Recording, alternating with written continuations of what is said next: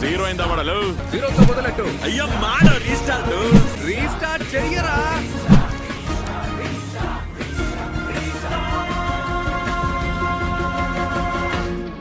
Zero అయిందా మాಡು రీಸ್ಟಾರ್ಟ್. Hi hello ನಮಸ್ಕಾರ. ಎಲ್ಲರೂ ಹೇಗಿದ್ದೀರಾ?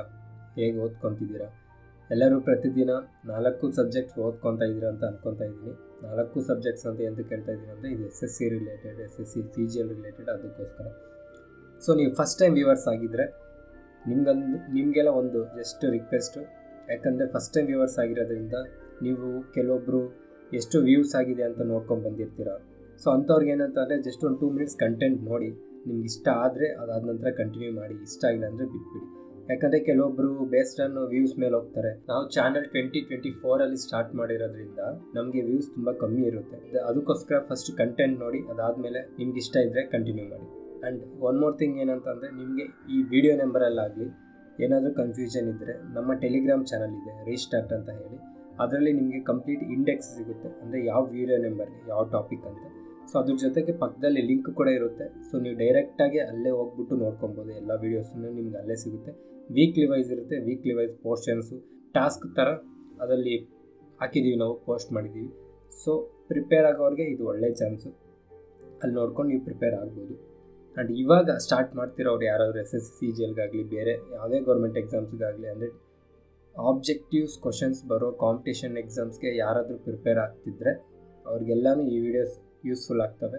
ಸೊ ಅಂಥವ್ರು ಯಾರಾದರೂ ನಿಮಗೆ ಗೊತ್ತಿದ್ರೆ, ನಿಮ್ಮ ಫ್ರೆಂಡ್ಸ್ ಆಗಲಿ ಇಲ್ಲ ರಿಲೇಟಿವ್ಸ್ ಆಗಲಿ ಯಾರು ಇದ್ದರೆ ಅವ್ರಿಗೆ ಶೇರ್ ಮಾಡಿ. ಸೊ ಬನ್ನಿ ಇವತ್ತಿನ ವಿಡಿಯೋ ನೋಡೋಣ. ಸೊ ನಾವು ಇಲ್ಲಿವರೆಗೂ ಏನೇನು ಕಲ್ತ್ಕೊಂಡ್ವಿ ಅಂತ ನೋಡಿಕೊಂಡ್ರೆ, ನಾವು ಸ್ಟೋನೇಜ್ ಬಗ್ಗೆ ತಿಳ್ಕೊಂಡ್ವಿ. ಸ್ಟೋನೇಜಲ್ಲಿ ಪ್ಯಾಲಿಯೋಲಿಥಿಕ್, ಮೆಸೋಲಿಥಿಕ್, ನಿಯೋಲಿಥಿಕ್ ಮತ್ತು ಚಾಲ್ಕೋಲಿಥಿಕ್ ಬರುತ್ತೆ. ಅದಾದ ನಂತರ ಇಂಡಸ್ ವ್ಯಾಲಿ ಸಿವಿಲೈಸೇಷನ್ ಬಗ್ಗೆ ತಿಳ್ಕೊಂಡ್ವಿ. ಅದಾದ ನಂತರ ವೇದಿಕ್ ಕಲ್ಚರ್ ಬಗ್ಗೆ ತಿಳ್ಕೊಂಡ್ವಿ. ಈ ವೇದಿಕ್ ಕಲ್ಚರಲ್ಲಿ ಸ್ವಲ್ಪ ಡಿಫ್ರೆಂಟಾಗಿ ನಾವು MCQಸಿಂದ ಎಕ್ಸ್ಪ್ಲನೇಷನ್ ಮಾಡ್ಕೊಂಡು ಹೋದ್ವಿ. ಸೊ ಇನ್ನು ಬರೋ ವೀಡಿಯೋಸ್ ಎಲ್ಲ ಅದೇ ಥರ ಇರುತ್ತೆ. ಆ್ಯಂಡ್ ಅದಾದ ನಂತರ ನೆಕ್ಸ್ಟ್ ಬರೋ ಪೀರಿಯಡ್ ಯಾವುದು ಅಂತ ಅಂದರೆ ಮಹಾಜನಪದ ಪೀರಿಯಡ್. ಮಹಾಜನಪದ ಅಂದರೆ ಏನು? ಮಹಾ ಅಂದರೆ ಜಾಸ್ತಿ ಜನ, ಜಾಸ್ತಿ ಅಂತ. ಜನ ಅಂದರೆ ಜನಗಳು, ಪದ ಅಂದರೆ ಹೆಜ್ಜೆ. ಇವಾಗ ನಾವು ವೇದಿಕ್ ಲಿಟ್ರೇಚರಲ್ಲಿ ಹೇಳಿದೆ ಹಲವಾರು ಜನಗಳಿದ್ರು ಅಂತ. ಈ ಮಹಾಜನಪದ ಏಜಿಂದ ಅವರು ಅವ್ರದ್ದೇ ಆದಂಥ, ಇವಾಗ ಫಾರ್ ಎಕ್ಸಾಂಪಲ್ ನಮಗೆ ಹೇಗೆ ಕರ್ನಾಟಕ, ತಮಿಳುನಾಡು, ಆಂಧ್ರ ಅಂತ ಸ್ಟೇಟ್ ಇದೆಯೋ ಅದೇ ರೀತಿ ಅವರು ಕೂಡ ಅವ್ರದ್ದೇ ಆದ ಸಾಮ್ರಾಜ್ಯಗಳನ್ನು ಪ್ರಾರಂಭಿಸಿರ್ತಾರೆ. ಇವಾಗ ನಾವು ಸ್ಟೇಟ್ ಅಂತಂದರೆ ಕೆಲವೊಂದು ಆಸ್ಪೆಕ್ಟ್ಸ್ ಇರಬೇಕಲ್ವ. ಒಂದು ಸ್ಟೇಟ್ ಅಂತಂದರೆ ಕ್ಯಾಪಿಟಲ್ ಇರಬೇಕು, ಅಡ್ಮಿನಿಸ್ಟ್ರೇಷನ್ ಇರಬೇಕು, ಸೆಕ್ಯೂರಿಟಿ ಇರಬೇಕು. ಇವೆಲ್ಲ ಕನ್ಸಿಡರ್ ಮಾಡಿ ಒಂದು ಸ್ಟೇಟ್ ಅಂತ ಕರಿತೀವಿ. ಅದಕ್ಕೋಸ್ಕರ ಅದರಲ್ಲಿ ಪ್ರಮುಖವಾಗಿ 16 ಸ್ಟೇಟ್ಸ್ ಇತ್ತು. ಮೇಜರ್ ಆಗಿ ಎಲ್ಲನೂ ನಾರ್ತ್ ಸೈಡಲ್ಲೇ ಇತ್ತು. ಆ್ಯಂಡ್ ಬೇರೆ ಕಡೆ ಜನನೇ ಇರಲಿಲ್ಲ ಅಂತ ಅಂದರೆ ಜನಗಳು ಇದ್ದರು, ಬಟ್ ಅದನ್ನು ಸ್ಟೇಟ್ ಅಂತ ಏನು ಕನ್ಸಿಡರ್ ಮಾಡಿರಲಿಲ್ಲ. ಸೊ 16 ಸ್ಟೇಟ್ಸು ಮಹಾಜನಪದದಲ್ಲಿ ಬರ್ತವೆ. ಮತ್ತು ಇದೇ ಕಾಲದಲ್ಲಿ ನಮಗೆ ಬೇರೆ ರಿಲಿಜನ್ ಆದ ಬುದ್ಧಿಸಮು, ಜೈನಿಸಮು, ಚರ್ವಾಕ, ಅಜ್ವಿಕ ಈ ಥರ ರಿಲಿಜಿಯಸ್ ಕೂಡ ಕಾಣಿಸ್ಕೊಳ್ಳೋದು ಪ್ರಾರಂಭ ಆಗುತ್ತೆ. ಇದನ್ನು ನಾವು ಹೆಟ್ರೋಡಾಕ್ಸ್ ಅಂತ ಕರಿತೀವಿ. ಹೆಟ್ರೋಡಾಕ್ಸ್ ಅಂದರೆ ಏನಿಲ್ಲ, ಇರುವಂಥ ರಿಲಿಜನ್ ಅಂದರೆ ಪ್ರೆಸೆಂಟ್ ಎಕ್ಸಿಸ್ಟಿಂಗಲ್ಲಿರುವಂಥ ರಿಲಿಜನ್ನ ಚಾಲೆಂಜ್ ಮಾಡೋದು. ಅಂದರೆ ಎಕ್ಸಿಸ್ಟಿಂಗಲ್ಲಿರುವಂಥ ರಿಲಿಜನ್, ಧರ್ಮಗಳನ್ನ, ಶಾಸ್ತ್ರಗಳನ್ನ, ಆಚಾರ ವಿಚಾರಗಳನ್ನ ಪಾಲಿಸದೆ ಬೇರೆ ರೀತಿ ಬದುಕ್ತೀವಿ ಅಂತ ಅನ್ನೋರು. ಸೊ ಈ ಥರ ಒಂದು ಕಲ್ಚರ್ ಸ್ಟಾರ್ಟ್ ಆಗುತ್ತೆ. ಆ ಥರ ಆಗೋಕ್ಕೂ ಏನೊಂದು ಕಾರಣ ಇರಬೇಕಲ್ವ, ಸುಮ್ಮನೆ ಎಲ್ಲರೂ ಬದಲಾಗಲ್ವಲ್ಲ. ಸೊ ಅದಕ್ಕೆ ಕೆಲವೊಂದು ಕಾರಣಗಳೇನಂತ ಅಂದರೆ, ನಮ್ಮ ವೇದಿಕ್ ಪೀರಿಯಡಲ್ಲಿ ಇದ್ದಂಥ ಲಿಟರೇಚರ್ನ ಬರ್ತಾ ತುಂಬ ಕಾಂಪ್ಲಿಕೇಟಾಗಿ ಮಾಡಿದ್ರು. ಅದನ್ನ ಇನ್ನೂ ಜಾಸ್ತಿ ಬೆಳೆಸ್ತಾ ಬೇರೆ ಬೇರೆ ಥರ ಬರೀತಾ ತುಂಬ ಕಾಂಪ್ಲಿಕೇಟ್ ಮಾಡಿಬಿಟ್ರು. ನಾವು ಲಾಸ್ಟ್ ವಿಡಿಯೋದಲ್ಲಿ ಋಗ್ವೇದದಲ್ಲಿ 10 ಮಂಡಲಾಸ್ ಇರುತ್ತೆ ಅಂತ ಹೇಳಿದೆ. 10ನೇ ಮಂಡಲದಲ್ಲಿ ಪುರುಷ ಸೂಕ್ತ ಅಂತ ಇರುತ್ತೆ. ಪುರುಷ ಸೂಕ್ತ ಅಂದರೆ ಫೇಮಸ್ ಆಗಿರುವಂಥ ವರ್ಣ ಸಿಸ್ಟಮ್, ಬ್ರಾಹ್ಮಣ, ಕ್ಷತ್ರಿಯ, ವೈಶ್ಯಾಸ್ ಮತ್ತು ಶೂದ್ರಸ್. ಈ ಒಂದು 5th 6th ಸೆಂಚುರಿಲಿ ಏನಂತ ಅಂದರೆ ವ್ಯಾಪಾರಗಳು ಜಾಸ್ತಿ ಆಗ್ತಿತ್ತು. ಸೊ ವ್ಯಾಪಾರಗಳು ಜಾಸ್ತಿ ಆದಾಗ ಅವ್ರಿಗೆ ಎಕನಾಮಿಕಲಿ ಅವರು ದೊಡ್ಡವರಾಗ್ತಾಯಿದ್ರು. ಬರ್ತಾ ಎಕನಾಮಿಕಲಿ ಅವರು ಬೆಳೀತಾಯಿದ್ರು. ಬಟ್ ಸೋಷಿಯಲಿ ಅವರು ಅಂದರೆ ಆ್ಯಸ್ ಪರ್ ವರ್ಣ ಸಿಸ್ಟಮ್ ಅವರು 3rd ಲೆವೆಲಲ್ಲೇ ಇದ್ದರು. ಅಂದರೆ ಫಸ್ಟ್ ಬ್ರಾಹ್ಮಣ, ಕ್ಷತ್ರಿಯ, ಆಮೇಲೆ ವೈಶ್ಯಾಸ್ ಅಂತ ಕನ್ಸಿಡರ್ ಮಾಡ್ತಾರೆ ಆ್ಯಸ್ ಪರ್ ವೇದಸ್ ಅಲ್ವಾ. ಸೊ ಈ ವೈಷ್ಣವಸ್ಗೆ ಏನಾಯಿತು ಅಂತಂದರೆ, ಅವರ ಒಂದು ಸೋಷಿಯಲ್ ಸ್ಟೇಟಸ್ನ ಬೆಳೆಸ್ಕೊಳ್ಳೋಕ್ಕೆ ಅವರು ಬೇರೆ ಒಂದು ರಿಲಿಜನ್ನು, ಬೇರೆ ಒಂದು ಧರ್ಮಕ್ಕೆ ಕನ್ವರ್ಟ್ ಆಗೋದು ಸ್ಟಾರ್ಟ್ ಆಗ್ತಾ ಇರ್ತಾರೆ. ಫಾರ್ ಎಕ್ಸಾಂಪಲ್ 20th ಸೆಂಚುರಿಲೇ ತಗೊಂಡ್ರೆ ಅರೌಂಡ್ 1940-1950 ಡಾಕ್ಟರ್ ಬಾಬಾ ಸಾಹೇಬ್ ಅಂಬೇಡ್ಕರ್ ಅವರೇ ಈ ಒಂದು ವರ್ಣ ಸಿಸ್ಟಮಿಂದ ಸಾಕಾಗಿ ವರ್ಣ ಹೈರಾರ್ಕಿಯಿಂದ ಸಾಕಾಗಿ ಅವರು ಬುದ್ಧಿಸಮ್ಗೆ ಕನ್ವರ್ಟ್ ಆಗ್ತಾರೆ, ಎಲ್ಲರೂ ಒಂದೇ ಅಂತ ಹೇಳೋಕ್ಕೆ. ಸೊ ಅದೇ ಥರ ಆ ಒಂದು ಪೀರಿಯಡಲ್ಲಿ ಈ ಕನ್ವರ್ಷನ್ ಅನ್ನೋದು ಸ್ಟಾರ್ಟ್ ಆಯಿತು. ಮತ್ತು ಬ್ರಾಹ್ಮಣರು ಸೊಸೈಟಿಯಲ್ಲಿ ನಾವೇ ದೊಡ್ಡವರು ಅಂತ ಹೇಳ್ಕೊಳ್ಳೋಕ್ಕೆ ಸ್ಟಾರ್ಟ್ ಆಯಿತು ಹೆಚ್ಚಾಗಿ. ಇದನ್ನು ಕ್ಷತ್ರಿಯರು ಅಪೋಸ್ ಮಾಡ್ತಾಯಿದ್ರು. ಸೊ ಎಲ್ಲ ಕಮ್ಯುನಿಟೀಸು ನಾವು ದೊಡ್ಡವರು ಅನ್ನೋ ಸ್ಟೇಜ್ಗೆ ಬಂದರು. ಸೊ ಈ ಎಲ್ಲ ಕಾರಣಗಳಿಂದ ಹೊಸ ಧಾರ್ಮಿಕ ಚಳುವಳಿಗೆ ದಾರಿಯಾಗುತ್ತೆ. ಈಗ ಒಂದೊಂದೇ ಕ್ವಶನ್ ನೋಡ್ಕೊಂಡು ಅದ್ರ ಬಗ್ಗೆ ಮತ್ತೆ ಡೀಟೇಲಾಗಿ ತಿಳ್ಕೊಳ್ಳೋಣ. ಈಗ ನಾವು ಫಸ್ಟು ಜೈನಿಸಮ್ ಬಗ್ಗೆ ತಿಳ್ಕೊಳ್ಳೋಣ. ಜೈನಿಸಮ್ ಅಂದರೆ ನಿಮಗೆ ಗೊತ್ತು, ಅದೊಂದು ರಿಲಿಜಿಯನ್ ಅಂತ. ರಿಲಿಜಿಯನ್ ಅಂದರೆ ಏನು? ರಿಲಿಜಿಯನ್ ಅಂದರೆ ಇವಾಗ ಪ್ರತಿಯೊಂದು ರಿಲಿಜಿಯನಲ್ಲೇ ಆಗಲಿ ಅವ್ರದ್ದೇ ಆದಂಥ ನಿಯಮಗಳು, ರೂಲ್ಸ್ ಆ್ಯಂಡ್ ರೆಗ್ಯುಲೇಷನ್ಸ್ ಇರುತ್ತೆ. ಡೈಲಿ ಹೇಗೆ ಬಾಳಬೇಕು, ಅವರ ಜೀವನದ ಅಲ್ಟಿಮೇಟ್ ಗೋಲ್ ಏನು, ಅವ್ರು ಸತ್ತ ನಂತರ ಅವರ ಆತ್ಮ ಎಲ್ಲೋಗುತ್ತೆ, ಅವರ ಲೈಫ್ ಪರ್ಪಸ್ ಏನು, ಇವೆಲ್ಲ ಡೀಟೇಲಾಗಿ ಎಕ್ಸ್ಪ್ಲೇನ್ ಮಾಡೋದನ್ನ ನಾವು ರಿಲಿಜಿಯನ್ ಅಂತ ಕರಿತೀವಿ. ಸೊ ಇದರಲ್ಲಿ ನಾವು ಫಸ್ಟ್ ಕ್ವಶನ್ ನೋಡಿಕೊಂಡ್ರೆ, what were some of the causes of religious movements during the post Vedic period? ಅದು ಇವಾಗ ತಾನೇ ಹೇಳಿದ್ವಿ, ಏನೇನು ವೇದನ ತುಂಬ ಕಾಂಪ್ಲಿಕೇಟೆಡ್ ಮಾಡ್ಕೊಂಡು ಹೋಗ್ತಾ ಇರ್ತಾರೆ. ಆ್ಯಂಡ್ ವೇದಿಕ್ ಏಜಲ್ಲಿ ಸ್ಯಾಕ್ರಿಫೈಸಸ್ ಜಾಸ್ತಿ ಇತ್ತು, ಅನಿಮಲ್ ಸ್ಯಾಕ್ರಿಫೈಸಸ್ ಎಲ್ಲ ಜಾಸ್ತಿ ಇತ್ತು. ಕ್ಯಾಟಲ್ಸ್ನ, ಹಸುಗಳನ್ನ, ಎತ್ತುಗಳನ್ನ ಬಲಿ ಕೊಡೋದನ್ನು ಜಾಸ್ತಿ ಇತ್ತು. ಇದು ಸ್ವಲ್ಪ ಜನಕ್ಕೆ ಇಷ್ಟ ಆಗ್ತಾ ಇರಲಿಲ್ಲ. ಸೊ ಅವರು ಮತ್ತು ವೈಶ್ಯಾಸು ಎಲ್ಲ ಕನ್ವರ್ಟ್ ಆಗೋಕ್ಕೆ ಸ್ಟಾರ್ಟ್ ಮಾಡ್ತಾರೆ. ಈ ಎಲ್ಲ ಕಾರಣಗಳು ನಮಗೆ ಒಂದು ಹೊಸ ಧಾರ್ಮಿಕ ಚಳುವಳಿಗೆ ಕಾರಣಗಳಂತ ನೋಡಿದ್ವಿ. ಸೊ ನಮ್ಮ ಆನ್ಸರ್ ಏನಾಗಿರುತ್ತೆ ಅಂದರೆ B, decline of Vedic philosophy, ಇದು ಆನ್ಸರ್ ಆಗಿರುತ್ತೆ. So next question, according to Jain tradition how many tirthankaras were there, with the first being Rishabhadeva or Adinatha and the last being Mahavira? So ನಮ್ಮ ಆನ್ಸರು 24. ಸೊ ಜೈನಿಸಮಲ್ಲಿ 24 ತೀರ್ಥಂಕರಸ್ ಇರ್ತಾರೆ. ತೀರ್ಥಂಕರಸ್ ಅಂತ ಯಾರು ಅಂತ ಅಂದರೆ ಇವಾಗ ನೋಡೋಣ.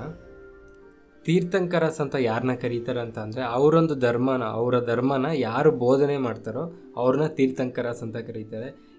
ರಿಷಭನಾಥ ಅನ್ನೋ ಹೆಸರನ್ನು ಋಗ್ವೇದಿಕಲ್ಲಿ ಕೂಡ ಮೆನ್ಷನ್ ಮಾಡಿದ್ದಾರೆ. ಸೊ ನಾವು ಇದರಿಂದ ಏನು ತಿಳ್ಕೊಬೋದು ಅಂತ ಅಂದರೆ, ಋಗ್ವೇದ ಅಂದರೆ ಅರೌಂಡ್ 1100 BC, ಈ ಕಾಲದಿಂದಲೇ ಈ ಒಂದು ರಿಲಿಜಿಯನ್ನು ಬೆಳೆಯೋಕ್ಕೆ ಸ್ಟಾರ್ಟ್ ಆಯಿತು ಅಂತ ನಮಗೆ ಒಂದು ಕನ್ಕ್ಲೂಷನ್ ಸಿಗುತ್ತೆ.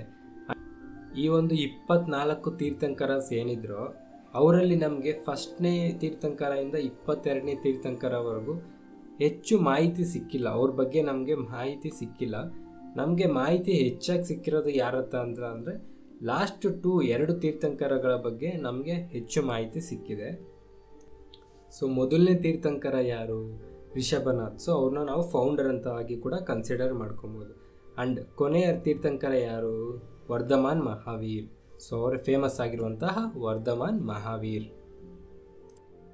ಈ ಒಂದು 24 ತೀರ್ಥಂಕರಸ್ ಯಾರು ಅಂತ ನೋಡಿಕೊಂಡ್ರೆ, ಸೊ ನಾವಿಲ್ಲಿ ಈ ಇಮೇಜಲ್ಲಿ ನೋಡ್ಕೊಬೋದು, ಅವ್ರು ಪ್ರತಿಯೊಬ್ಬರಿಗೂ ಒಂದೊಂದು ಸಿಂಬಲು ಅಥವಾ ಒಂದೊಂದು ಅನಿಮಲಿಂದ ರೆಪ್ರೆಸೆಂಟ್ ಕೂಡ ಮಾಡ್ತಾಯಿದ್ರು. ಫಸ್ಟ್ ಬಂದು ರಿಷಭದೇವ. ಸೊ ನಮಗೆ ಆಲ್ರೆಡಿ ನಾವು ನೋಡ್ಕೊಂಡ್ವಿ, ರಿಷಭನಾಥ್ ರಿಷಭದೇವ ಅವರ ಒಂದು ಇಮೇಜ್ ಬಂದು ರೆಪ್ರೆಸೆಂಟ್ ಮಾಡ್ತಿದ್ದ ಇಮೇಜ್ ಬಂದು ಬುಲ್ಲು. ಈ 3 ನೆನ್ಪಿಟ್ಕೊಳ್ಳಿ ಸಾಕು. ಯಾವುದು ಫಸ್ಟ್ನೇದು ನೆನ್ಪಿಟ್ಕೊಳ್ಳಿ, ಆಮೇಲೆ 23rd ಆ್ಯಂಡ್ 24th ತುಂಬ ನೆನ್ಪಿಟ್ಕೊಳ್ಳಿ. 23rd ಯಾರು? ಪ್ರಶ್ವನಾಥ್. ಅವ್ರಿಗೆ ರೆಪ್ರೆಸೆಂಟ್ ಮಾಡ್ತಿದ್ದ ಅನಿಮಲ್ ಯಾವುದು? ಸ್ನೇಕ್. 24 ಯಾರು? ವರ್ಧಮಾನ್ ಮಹಾವೀರ್. ಅವ್ರಿಗೆ ರೆಪ್ರೆಸೆಂಟ್ ಮಾಡ್ತಿದ್ದ ಸಿಂಬಲ್ ಯಾವುದು? ಲಯನ್. ಓಕೆನಾ? ಈಗ ನೆಕ್ಸ್ಟ್ ಕ್ವಶನ್ ಏನು ಅಂತ ನೋಡೋಣ. ಈಗ ಅಕಾರ್ಡಿಂಗ್ ಟು ದ ವಿಷ್ಣು ಪುರಾಣ ಆ್ಯಂಡ್ ಭಾಗವತ ಪುರಾಣ, ರಿಷಭನಾಥ್ ಈಸ್ ಡಿಸ್ಕ್ರೈಬ್ಡ್ ಆ್ಯಸ್, ನಮ್ಮ ಋಗ್ವೇದದಲ್ಲಿ ನಾನು ಮುಂಚೆನೇ ಹೇಳಿದೆ ಇವರ ಬಗ್ಗೆ, ರಿಷಭನಾಥ್ ಬಗ್ಗೆ ಬರೆದಿದ್ದಾರೆ ಅಂತ. So Rishabhanath an incarnation of Narayana Swami, ಅಂದರೆ ವಿಷ್ಣುವಿನ ಅವತಾರ ಈ ರಿಷಭನಾಥ್ ಆಗಿರ್ತಾರೆ ಅಂತ ಋಗ್ವೇದದಲ್ಲಿ ಮೆನ್ಷನ್ ಮಾಡಿದ್ದಾರೆ. ಈಗ ನೆಕ್ಸ್ಟ್ ಕ್ವಶನ್ ನೋಡೋಣ. Which of the following teachings were emphasised by Parshvanath 23rd tirthankara and adopted by Mahavira along with additional principles? Teachings ಅಂತ ಅಂದರೆ ಅದೇ ಅವ್ರ ಬೋಧನೆಗಳು, ಅವರೊಂದು ಪ್ರಿನ್ಸಿಪಲ್ಸ್ ಹೇಳಿರ್ತಾರಲ್ಲ, ಹಿಂಗಿರಬೇಕು, ಈ ಥರ ಮಾಡಬೇಕು ಅಂತ. ಅವು ಏನೇನಂತ ಫಸ್ಟ್ ನಿಮ್ಗೆ ಹೇಳ್ತೀನಿ. ಸಿದ್ಧಾಂತಗಳು. ಅವ್ರ ಸಿದ್ಧಾಂತಗಳನ್ನ ಏನಕ್ಕೆ ಪಾಲಿಸಬೇಕು ಅಂದರೆ ಒಂದು ಅಲ್ಟಿಮೇಟ್ ಗೋಲ್ ಇರಬೇಕಪ್ಪ. ಇವಾಗ ಏನೋ ಒಂದು ಮಾಡ್ತಿದ್ದೀವಿ ಅಂತ ಅಂದರೆ ಅದಕ್ಕೊಂದು, ಇವಾಗ ಓದ್ಕೊತಾ ಇದ್ದೀವಿ ಅಂತ ಅಂದರೆ ಎಕ್ಸಾಮ್ ಪಾಸ್ ಆಗೋಕ್ಕೆ, ಅದೇ ಥರ ಅವರೊಂದು ಸಿದ್ಧಾಂತಗಳನ್ನ ಪಾಲಿಸ್ತಾ ಇದ್ದೀವಿ ಅಂತ ಅಂದರೆ ಅದಕ್ಕೊಂದು ಅಲ್ಟಿಮೇಟ್ ಗೋಲ್ ಇರಬೇಕಲ್ವ. ಅಲ್ಟಿಮೇಟ್ ಗೋಲ್ ಏನಾಗಿತ್ತು ಅಂತ ಅಂದರೆ ಜೈನಿಸಮಲ್ಲಿ ನಿರ್ವಾಣ ಅಥವಾ ಮೋಕ್ಷ ಅಂತ ಕರಿತೀವಿ. ಅಂದರೆ ರೀಬರ್ತ್ ಆಗ್ದಂಗೆ ನಮ್ಮ ಒಂದು ಆತ್ಮ ದೇವರಲ್ಲಿ ವಿಲೀನ ಆಗೋದು, ದೇವ್ರ ಜೊತೆಗೆ ಸೇರ್ಕೊಳ್ಳೋದು. ಇದು ಬರೀ ಜೈನಿಸಮ್ ಅಂತಾನೆ ಅಲ್ಲ, ನೀವು ಯಾವುದೇ ರಿಲಿಜನ್ ತಗೊಂಡ್ರು ಅಲ್ಟಿಮೇಟ್ ಪಾಯಿಂಟ್ ಇದೇ ಆಗಿರುತ್ತೆ. ಸೊ ಅವರ ಒಂದು ಜೀವನಕ್ಕೆ ಮೋಕ್ಷ ಸಿಗಬೇಕು ಅಂದರೆ ಅವರೊಂದು ಆತ್ಮ ದೇವರಲ್ಲಿ ವಿಲೀನ ಆಗಬೇಕು ಅಂತ ಅನ್ಕೊತಾರೆ. ಆದರೆ ಅದಕ್ಕೆ ದಾರಿಗಳು ಬೇರೆ ಬೇರೆ ಥರ ಇರುತ್ತೆ. ಈಗ ಬ್ರಾಹ್ಮಣಿಸಮಲ್ಲಿ ತಗೊಂಡ್ರೆ, ವೇದಿಕ್ ರಿಲಿಜನ್ನಲ್ಲಿ ತಗೊಂಡ್ರೆ ನಾವು ಸ್ಯಾಕ್ರಿಫೈಸಸ್ ಜಾಸ್ತಿ ಮಾಡಬೇಕು ಅಂತ ಹೇಳ್ತಾರೆ. ಅದೇ ಬುದ್ಧಿಸಮಲ್ಲಿ ತಗೊಂಡ್ರೆ ಇನ್ನೇನೋ ಇರುತ್ತೆ. ಅದೇ ಥರ ಜೈನಿಸಮಲ್ಲಿ ಈ ಒಂದು ಸಿದ್ಧಾಂತಗಳನ್ನ ಪಾಲಿಸಬೇಕು. ಆ ಸಿದ್ಧಾಂತಗಳು ಏನು ಅಂತ ಅಂದರೆ ಫಸ್ಟ್ನೇದು ಅಹಿಂಸಾ ಅಂದರೆ ನಾನ್ ಇಂಜುರಿ, ಯಾರಿಗೂ ತೊಂದರೆ ಕೊಡದೆ, ಯಾರಿಗೂ ಹಿಂಸೆ ಕೊಡದೆ ಬದುಕುವಂಥದ್ದು. ಎರಡನೇದು ಸತ್ಯ, ಸುಳ್ಳು ಹೇಳ್ದಂಗೆ ಬದುಕುವಂಥದ್ದು. ಮೂರನೇದು ಆಸ್ತೇಯ ಅಂದರೆ ನಾನ್ ಸ್ಟೀಲಿಂಗ್, ಕಳ್ಳತನ ಮಾಡ್ದಂಗಿರೋದು. ನಾಲ್ಕನೇದು ಅಪರಿಗ್ರಹ ಅಂದರೆ ನಾನ್ ಪೊಸೆಷನ್ ಅಂದರೆ ಬೇರೆಯವರಿಂದ ಕಿತ್ಕೊಳ್ದಂಗಿರೋದು. ಪೊಸೆಷನ್ ಅಂದರೆ ಬೇರೆಯವ್ರ ಹತ್ರದಿಂದ ಕಿತ್ಕೊಳ್ಳೋದು ಅಂತ, ನಾನ್ ಪೊಸೆಷನ್ ಅಂದರೆ ಬೇರೆಯವರಿಂದ ಕಿತ್ಕೊಳ್ದಂಗೆ ಬದುಕಬೇಕು. ಸೊ ಈ 4 ಸಿದ್ಧಾಂತಗಳು 23ನೇ ತೀರ್ಥಂಕರರಾದ ಪ್ರಶ್ವನಾಥ್ ಅವರು ಹೇಳಿದ್ದಾರೆ. ಇದಕ್ಕೆ ಇನ್ನೊಂದು ಆ್ಯಡ್ ಮಾಡಿ ವರ್ಧಮಾನ ಮಹಾವೀರ ಅವರು ಬೋಧನೆಗಳು ಕೊಟ್ಟಿದ್ದಾರೆ. ಅದು ಇನ್ನೊಂದು ಏನಂತ ಅಂದರೆ ಬ್ರಹ್ಮಚರ್ಯ ಏನು ಅಂತ ನಿಮಗೆ ಆಲ್ರೆಡಿ ಗೊತ್ತು. ಸೊ ನಮ್ಮ ಆನ್ಸರ್ ಏನಾಗಿರುತ್ತೆ ಅಂದರೆ ಸಿ, ಅಹಿಂಸಾ, ಸತ್ಯ, ಆಸ್ತೇಯ, ಅಪರಿಗ್ರಹ. ಇವಾಗ next question, where was Mahavira born and in which year?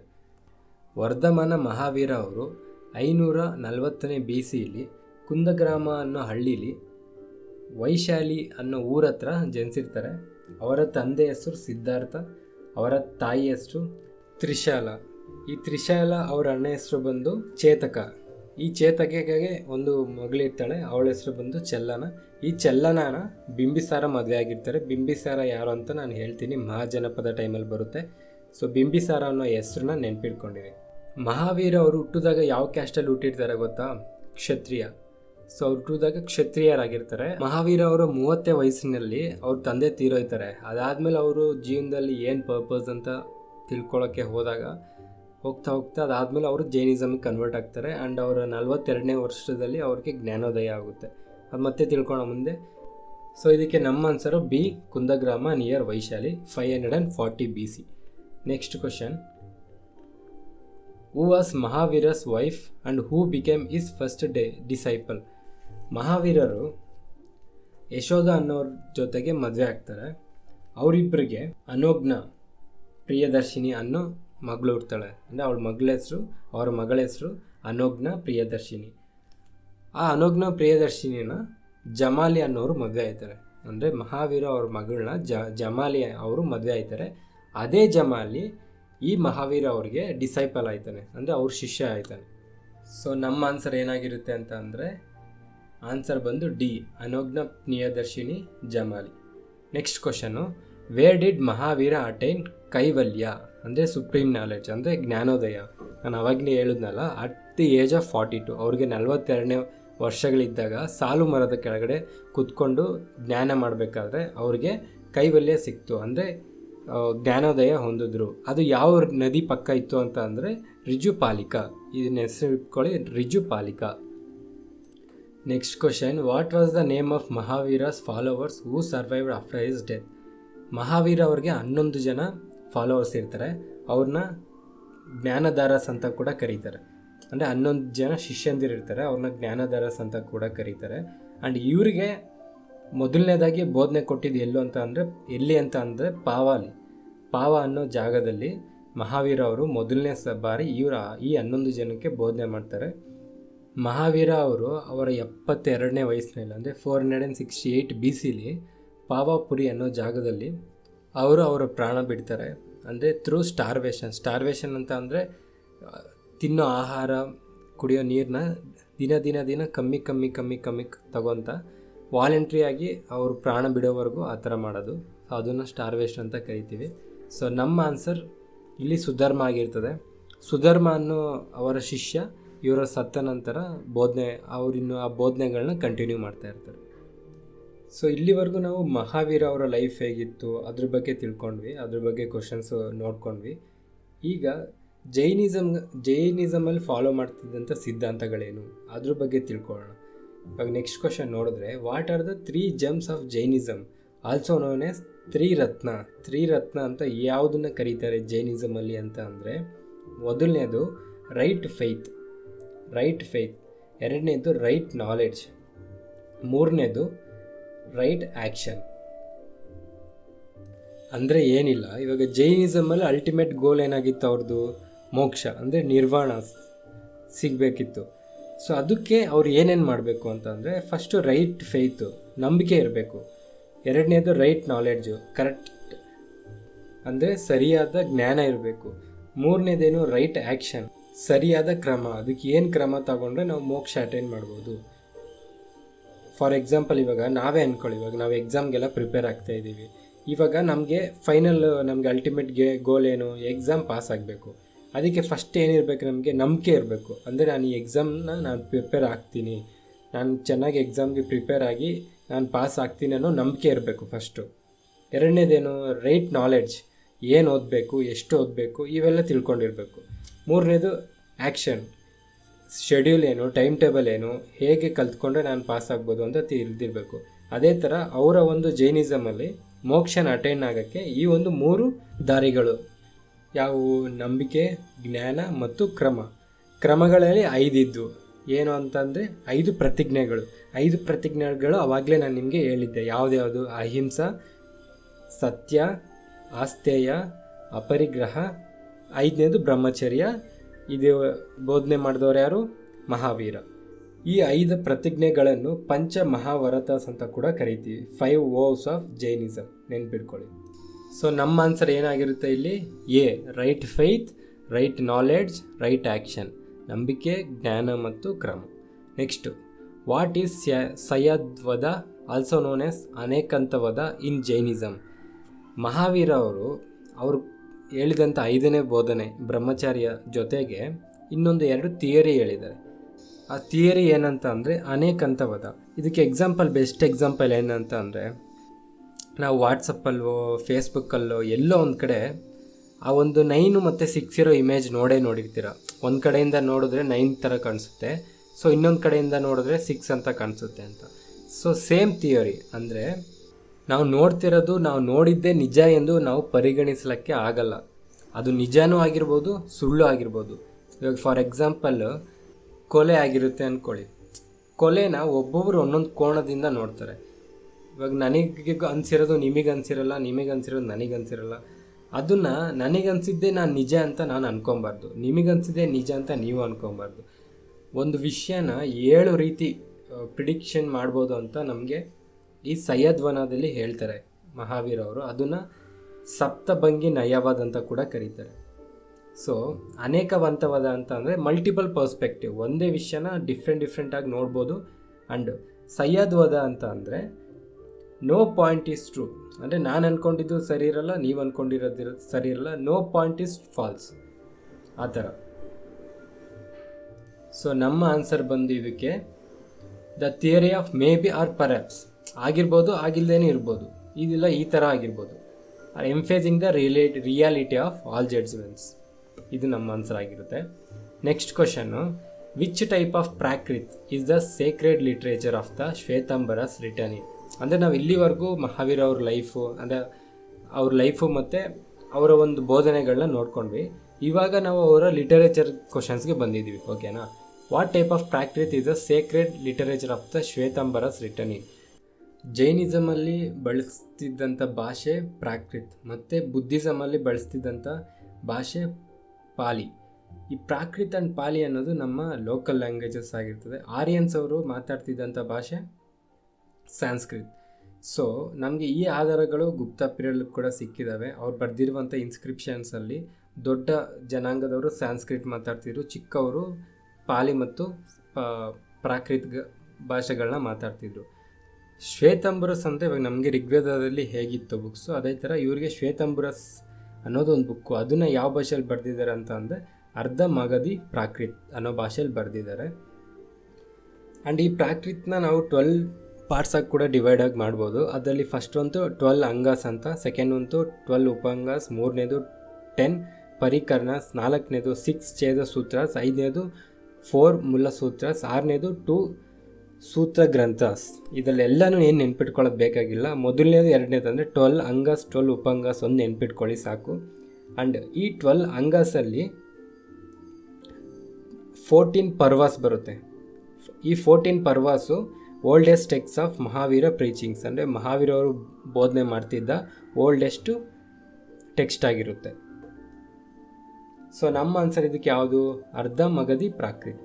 Next question, which Jain text is considered the oldest and is part of 12 Angas? ಇವಾಗ ತಾನೇ ಹೇಳಿದೆ, ಪಾರ್ಟ್ ಆಫ್ 12 ಅಂಗಾಸ್ ಯಾವುದು? 14 ಪೂರ್ವಾಸ್ ಆರ್ ಪರ್ವಾಸ್. ಅದು ಪ್ರೀಚಿಂಗ್ ಮಾಡ್ತಿರೋ ಮಹಾವೀರ ಅವರು ಓಲ್ಡೆಸ್ಟ್ ಟೆಕ್ಸ್ಟ್ ಕೂಡ ಆಗಿರುತ್ತೆ. ಅದನ್ನು ನಾವು 14 ಪರ್ವಾಸ್ ಆರ್ ಪೂರ್ವಾಸ್ ಅಂತ ಕರಿತೀವಿ. Next, who led to the division of Jain monks into the Svetambaras and Digambaras? What led ಅಂದರೆ ಏನಾಯಿತು ಅಂದರೆ, ಈ ಜೈನಿಸಮಲ್ಲಿ ಮತ್ತು 2 ರೀತಿ ಡಿವೈಡ್ ಆಯ್ತಾರೆ. ಏನಕ್ಕೆ ಆಯ್ತಾರೆ ಅಂತ ಕ್ವಶನ್. ಇದಕ್ಕೆ ಕಾರಣ ಏನಂತಂದರೆ 298 BC ಬರಗಾಲ ಬರುತ್ತೆ. ಮಗಧ ಎಂಪೈರಲ್ಲಿ ಬರಗಾಲ ಬರುತ್ತೆ. 12 ವರ್ಷ ಬರಗಾಲ ಬರುತ್ತೆ ಅಂತ ಭದ್ರಬಾಹು ಯಾರು? ಮಹಾವೀರ ಅವರ ಶಿಷ್ಯ ಭದ್ರಬಾಹು ಹೇಳ್ತಾನೆ. ಸೊ ಇದನ್ನು ಕೇಳಿದ ಚಂದ್ರಗುಪ್ತ ಏನು ಮಾಡ್ತಾನಂತ ಅಂದರೆ, ಅವ್ರ ಮಗನಾದ ಬಿಂದುಸಾರಾಗೆ ರಾಜ್ಯ ಕೊಟ್ಬಿಟ್ಟು ಸೌತ್ ಸೈಡ್ ಅಂದರೆ ಸೌತ್ ಇಂಡಿಯಾ ಸೈಡು ಬರೋಕ್ಕೆ ಸ್ಟಾರ್ಟ್ ಮಾಡ್ತಾರೆ. ಅಂದರೆ ನೀವು ಕೇಳ್ಬೋದು, ಅದು ಮಗಧ ಎಂಪೈರ್ ಅಷ್ಟು ದೊಡ್ಡ ರಾಜ್ಯ ಆಗಿತ್ತು, ಬರಗಾಲ ಬಂದರೆ ಅವ್ರ ಹತ್ರ ಸ್ವಲ್ಪ ರಿಸೋರ್ಸಸ್ಸೇ ಇರಲಿಲ್ವಾ ಅಂತ. ಆದರೆ ಇದಕ್ಕಿಂತ ಒಂದು 3 ವರ್ಷ ಮುಂಚೆ ಏನಾಗಿತ್ತು ಅಂದರೆ, 2-3 ವರ್ಷ, 302 BC ಮಗಧ ಎಂಪೈರ್ ಮೇಲೆ ಸೆಲ್ಯುಲಸ್ ನೆಕ್ಟರ್ ಅವರು ಯುದ್ಧ ಮಾಡ್ತಾರೆ. ಎಲ್ಲಿ ಯುದ್ಧ ನಡೆಯುತ್ತೆ ಅಂತ ಅಂದರೆ, ಇಂಡಸ್ ರಿವರ್ ಅಕ್ಕಪಕ್ಕ. ಈ ಇಂಡಸ್ ರಿವರ್ ಆ ಕಡೆ ಆ ಸೈಡಲ್ಲಿ ಟುವರ್ಡ್ಸ್ ಅಫ್ಘಾನಿಸ್ತಾನ್ ಸೈಡಲ್ಲಿ ಯುದ್ಧ ನಡೆಯುತ್ತೆ. ಆ ಯುದ್ಧದಲ್ಲಿ ಇವ್ರೇನು ಮಾಡಿದ್ರು ಅಂತ ಅಂದರೆ, ಬರೋ ರಿಸೋರ್ಸಸ್ ಎಲ್ಲ ಅವ್ರ ಹತ್ರ ಏನೇನು ರಿಸೋರ್ಸಸ್ ಇದೆಯೋ ಆ ರಿಸೋರ್ಸಸ್ ಎಲ್ಲ ತಗೊಂಡೋಗ್ಬಿಟ್ಟು ಆ ಯುದ್ಧದಲ್ಲಿ ಇಡ್ತಾರೆ. ಅವ್ರ ಹತ್ರ ಇದ್ದಿದ್ದ ದವಸ ಧಾನ್ಯಗಳು ಎಲ್ಲ ಪ್ರತಿಯೊಂದು. ಸೊ ಅದಾದಮೇಲೆ ಅವ್ರಿಗೆ ಅಷ್ಟು ಸ್ಟೋರ್ ಮಾಡೋಷ್ಟು ಟೈಮ್ ಇರಲಿಲ್ಲ. ಸೊ ಅದಕ್ಕೋಸ್ಕರ ಅವ್ರಿಗೆ ಆ ಒಂದು ಇಂಪ್ಯಾಕ್ಟ್ನ ತಡೆಯೋಕ್ಕೆ ಶಕ್ತಿ ಆಗಲಿಲ್ಲ. ಅದಕ್ಕೋಸ್ಕರ ಅವರು ಆ ರಾಜ್ಯನ ಬಿಟ್ಟು, ರಾಜ್ಯ ಅಂದರೆ ಅವ್ರ ಮಗನಿಗೆ ಬಿಂದುಸಾರ ಕೊಟ್ಬಿಟ್ಟು ಈ ಸೌತಿಗೆ ಬರ್ತಾರೆ. ಆದರೆ ಬಬ್ರುಬಾಹು ಅವರ ಶಿಷ್ಯ ಸ್ಥೂಲಭದ್ರ ಅಲ್ಲೇ ಇರ್ತಾನೆ, ಅವ್ರು ಬರಲ್ಲ. ಇವರೆಲ್ಲ ಮಿಕ್ಕಿದವರು ಯಾರು? ಭದ್ರಬಾಹು ಮತ್ತು ಚಂದ್ರಗುಪ್ತ ಮೌರ್ಯ ಜೊತೆ ಎಲ್ಲರೂ ಸೌತಿಗೆ ಬರ್ತಾರೆ. ಇವರು 12 ವರ್ಷ ಇಲ್ಲಿರ್ತಾರೆ. 12 ವರ್ಷ ಇಲ್ಲಿದ್ದು ಈ ಒಂದು 12 ವರ್ಷ ಟೈಮಲ್ಲಿ ಕಾಲದಲ್ಲಿ ಸೌತ್ ಇಂಡಿಯಾಲಿ ಕೂಡ ಜೈನಿಸಮ್ನ ಬೆಳೆಸ್ತಾರೆ. ಫಾರ್ ಎಕ್ಸಾಂಪಲ್ ನಾವು ಬೇಕಂದರೆ ಶ್ರಾವಣ ಬೆಳಗೊಳನೇ ತಗೊಬೋದು, ಅಲ್ಲಿ ಕೂಡ ಮಹಾವೀರ ಅವರ ಸ್ಟ್ಯಾಚ್ಯೂ ಇದೆ. ಈ 12 ವರ್ಷ ಕಾಲಗಳಲ್ಲಿ ಡಿಫ್ರೆಂಟ್ ಪ್ರೀಚಿಂಗ್ಸ್ ಆಫ್ ಮಹಾವೀರನ ಫಾಲೋ ಮಾಡ್ತಾರೆ. ಅಂದರೆ ಮಹಾವೀರ ಅವರ ಬೋಧನೆಗಳನ್ನ ಫಾಲೋ ಮಾಡ್ತಾರೆ. ಅದರಲ್ಲಿ ಒಂದಾದಂಥ ಬೆತ್ತಲೆ ಆಗಿರಬೇಕು. ಅಂದರೆ ನಾವು ಇವನ್ ಕ್ಲೋತ್ಸ್ನ, ಬಟ್ಟೆಗಳನ್ನ ಕೂಡ ಇದಾಕೊಬೇಕು ಅದಾಕೊಬೇಕು ಅಂದ್ಬಿಟ್ಟು ನಾವು ಎಕ್ಸ್ಪೆಕ್ಟ್ ಮಾಡಬಾರ್ದು ಅನ್ನೋ ಒಂದು ಕಾನ್ಸೆಪ್ಟಿಂದ ಅವರು ಬೆತ್ತಲೆಯಾಗಿರೋಕ್ಕೆ ಸ್ಟಾರ್ಟ್ ಮಾಡ್ತಾರೆ. ಸೊ 12 ವರ್ಷ ಆದಮೇಲೆ ಇವರೆಲ್ಲ ಮತ್ತೆ ಮಗಧ ಎಂಪೈರ್ಗೆ ಹೋಗ್ತಾರೆ. ಬಟ್ ಮಗಧ ಎಂಪೈರಲ್ಲಿ ಅವರು ಬಿಳಿ ಒಂದು ವಸ್ತ್ರಗಳನ್ನ ಹಾಕ್ಕೊಂಡು ಫಾಲೋ ಮಾಡ್ತಿರ್ತಾರೆ. ಇವರು ಬೆತ್ತಲೆ ಆಗಿರೋದಕ್ಕೆ ಫಾಲೋ ಮಾಡ್ತಿರ್ತಾರೆ. ಸೊ ಇದನ್ನು ನಾವು ಶ್ವೇತಾಂಬರಸ್ ಮತ್ತು ದಿಗಂಬರಸ್ ಅಂತ 2 ರೀತಿ ನೋಡ್ತೀವಿ. ಶ್ವೇತಾಂಬರಸ್ ಅಂತ ಅಂದರೆ ದೋಸ್ ಹೂ ಪುಟ್ ವೈಟ್ ರೋಬ್ಸ್, ಅಂದರೆ ಬಿಳಿ ವಸ್ತ್ರಗಳನ್ನು ಹಾಕೊಳ್ಳೋರನ್ನ ನಾವು ಶ್ವೇತಾಂಬರಸ್ ಅಂತ ಕರಿತೀವಿ. ಏನು ಇಲ್ಲದೆ ಇರೋರನ್ನ ನಾವು ದಿಗಂಬರಸ್ ಅಂತ ಕರಿತೀವಿ. ಸೊ ನಮ್ಮ ಆನ್ಸರ್ ಏನು ಈ ಕ್ವಶನ್ಗೆ ಅಂದರೆ, a famine in Magadha leading to the adoption of different clothing practices. ಓಕೆನಾ. Next, where is the statue of Gomateshwara or Bahubali located? ಇವಾಗ ತಾನೇ ಹೇಳಿದೆ, ನಿಮಗೆಲ್ಲರಿಗೂ ಗೊತ್ತಿದ್ದು. ಇದು ಗೊತ್ತಿಲ್ಲ ಅಂದರೆ ಇನ್ನು ದೇವರು ಹೊಡೆದ್ಬಿಡ್ತಾರೆ ಬಂದು Shravana Belagola. Next, who among the following was the royal pattern of Jainism in south India? So ನಾವು ಇವಾಗ ತಾನೇ ತಿಳ್ಕೊಂಡ್ವಿ ಜೈನಿಸಮ್ ಅನ್ನೋದು ಸೌತ್ ಇಂಡಿಯಲ್ಲಿ ಕೂಡ ಸ್ಪ್ರೆಡ್ ಆಯಿತು ಅಂತ. ಸೊ ಸೌತ್ ಇಂಡಿಯಾದಲ್ಲಿ ಜೈನಿಸಮ್ನ ಫಾಲೋ ಮಾಡ್ತಾ ಇದ್ದಿದ್ದು ಡೈನಾಸ್ಟಿ ಯಾವುದಂದರೆ Ganga dynasty, Kadamba dynasty, Amoghavarsha ಅಂದರೆ ರಾಷ್ಟ್ರಕೂಟ ಡೈನಾಸ್ಟಿ, ಮತ್ತು ಚಾಲುಕ್ಯ, ಸೋಲಂಕಿ ಅಂತ ಸ್ವಲ್ಪ ಜನ ಇದ್ದಾರೆ. ನಾರ್ತಲ್ಲಿ ನಂದಾಸ್, ಬಿಂಬಿಸಾರ ಮತ್ತು ಪ್ರಗೋದ್ಯತ್ತ, ಉದಯನ್, ಕರೇವಳ ಇವರೆಲ್ಲ ಫಾಲೋ ಮಾಡ್ತಾಯಿದ್ರು. ಸೊ ಸೌತ್ ಇಂಡಿಯಾದಲ್ಲಿ ನಮ್ಮ ಆನ್ಸರ್ ಏನಾಗಿರುತ್ತೆ ಅಂದರೆ ಅಮೋಘ ವರ್ಷ. ನಮ್ಮ ಆನ್ಸರ್ ಅಮೋಘ ವರ್ಷ ಆಗಿರುತ್ತೆ. Next, who is considered one of the prominent Jain scholars known for is profound philosophical contribution? ಅಂದರೆ ಏನಿಲ್ಲ, ಅದಾದಮೇಲೆ ಜೈನಿಸಮ್ ಬಗ್ಗೆ ಇದ್ದಂಥ ಪಂಡಿತರು ಯಾರು, ಅದನ್ನು ಫಾಲೋ ಮಾಡ್ತಿದ್ದು ಪ್ರೀಚಿಂಗ್ಸ್ ಮಾಡ್ತಿದ್ದ ಪಂಡಿತರು ಯಾರು ಅಂತ ಅಂದರೆ, ಸ್ವಲ್ಪ ಜನ ಇದ್ದರು ಫೇಮಸ್ಸು. ಸುಧರ್ಮ, ಮತ್ತು ನಾವು ಭದ್ರಬಾಹುನ ನೋಡ್ಕೊಬೋದು, ಸ್ಥೂಲಭಾರ, ಹರಿಭದ್ರ ಸೂರಿ, ಹೇಮಚಂದ್ರ, ಹರಿವಿಜಯ ಸೂರಿ, ಇವರೆಲ್ಲ ಜೈನಿಸಮ್ನ ಫಾಲೋ ಮಾಡ್ತಾಯಿದ್ರು, ಪ್ರೀಚಿಂಗ್ ಬೋಧನೆಗಳು ಕೊಡ್ತಾಯಿದ್ರು. ಸೊ ನಮ್ಮ ಆಪ್ಷನ್ಸಲ್ಲಿ ಆಚಾರ್ಯ ಹೇಮಚಂದ್ರ ಇರೋದ್ರಿಂದ ನಾವು ಆಚಾರ್ಯ ಹೇಮಚಂದ್ರ ಹಾಕ್ತೀವಿ. ಫೇಮಸ್ಸು ಒಂದು ಸ್ವಲ್ಪ ಜನ ಇದ್ದಾರೆ, ಅವ್ರ ಬಗ್ಗೆ ಮಾತ್ರ ಕ್ವಶನ್ಸ್ ಕೇಳೋದು. ಅದು ಯಾರ್ಯಾರು ಅಂತಂದರೆ ಇನ್ನೊಂದು ಸಲ ಹೇಳ್ಬಿಡ್ತೀನಿ. ಸುಧರ್ಮ ಬಗ್ಗೆ ನಾವು ಆಲ್ರೆಡಿ ಹೇಳಿದ್ದೀನಿ ನಿಮಗೆ. ಭದ್ರಬಾಹು ಯಾರು? ಚಂದ್ರಗುಪ್ತ ಜೊತೆ ಹೋದವರು. ಸ್ಥೂಲಭಾರ ಯಾರು? ಚಂದ್ರಗುಪ್ತ ಅವ್ರ ಜೊತೆ ಹೋಗ್ದಂಗೆ ಮೇಲೆ ಇದ್ದವರು. ಸಿದ್ದೇಶ್ವರ್ ದಿವಾಕರ್ ಮತ್ತು ಹರಿಭದ್ರ ಸೂರಿ, ಹೇಮಚಂದ್ರ. ಇಷ್ಟು ನೆನ್ಪಿಟ್ಕೊಳ್ಳಿ ಸಾಕು. ಸೊ ಇಲ್ಲಿಗೆ ಜೈನಿಸಮ್ ಮುಗೀತು.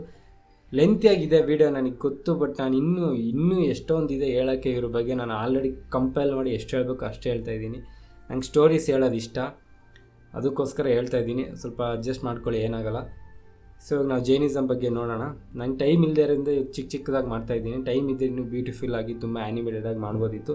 ನೆಕ್ಸ್ಟ್ ಟೈಮ್ ಮತ್ತೆ ಆಪ್ಷನ್ ಯಾವಾಗಾದ್ರು ಸಿಕ್ಕಿದಾಗ ನೋಡೋಣ. ಓಕೆ, ಬನ್ನಿ ಇವಾಗ ಬುದ್ಧಿಸಮ್ ನೋಡೋಣ. ಬುದ್ಧಿಸಮ್ಗೆ ಬಂದರೆ ನಾವು ಫಸ್ಟು ತಿಳ್ಕೊಬೇಕಿರೋದು ಯಾರ ಬಗ್ಗೆ? ಗೌತಮ್ ಬುದ್ಧ ಬಗ್ಗೆ.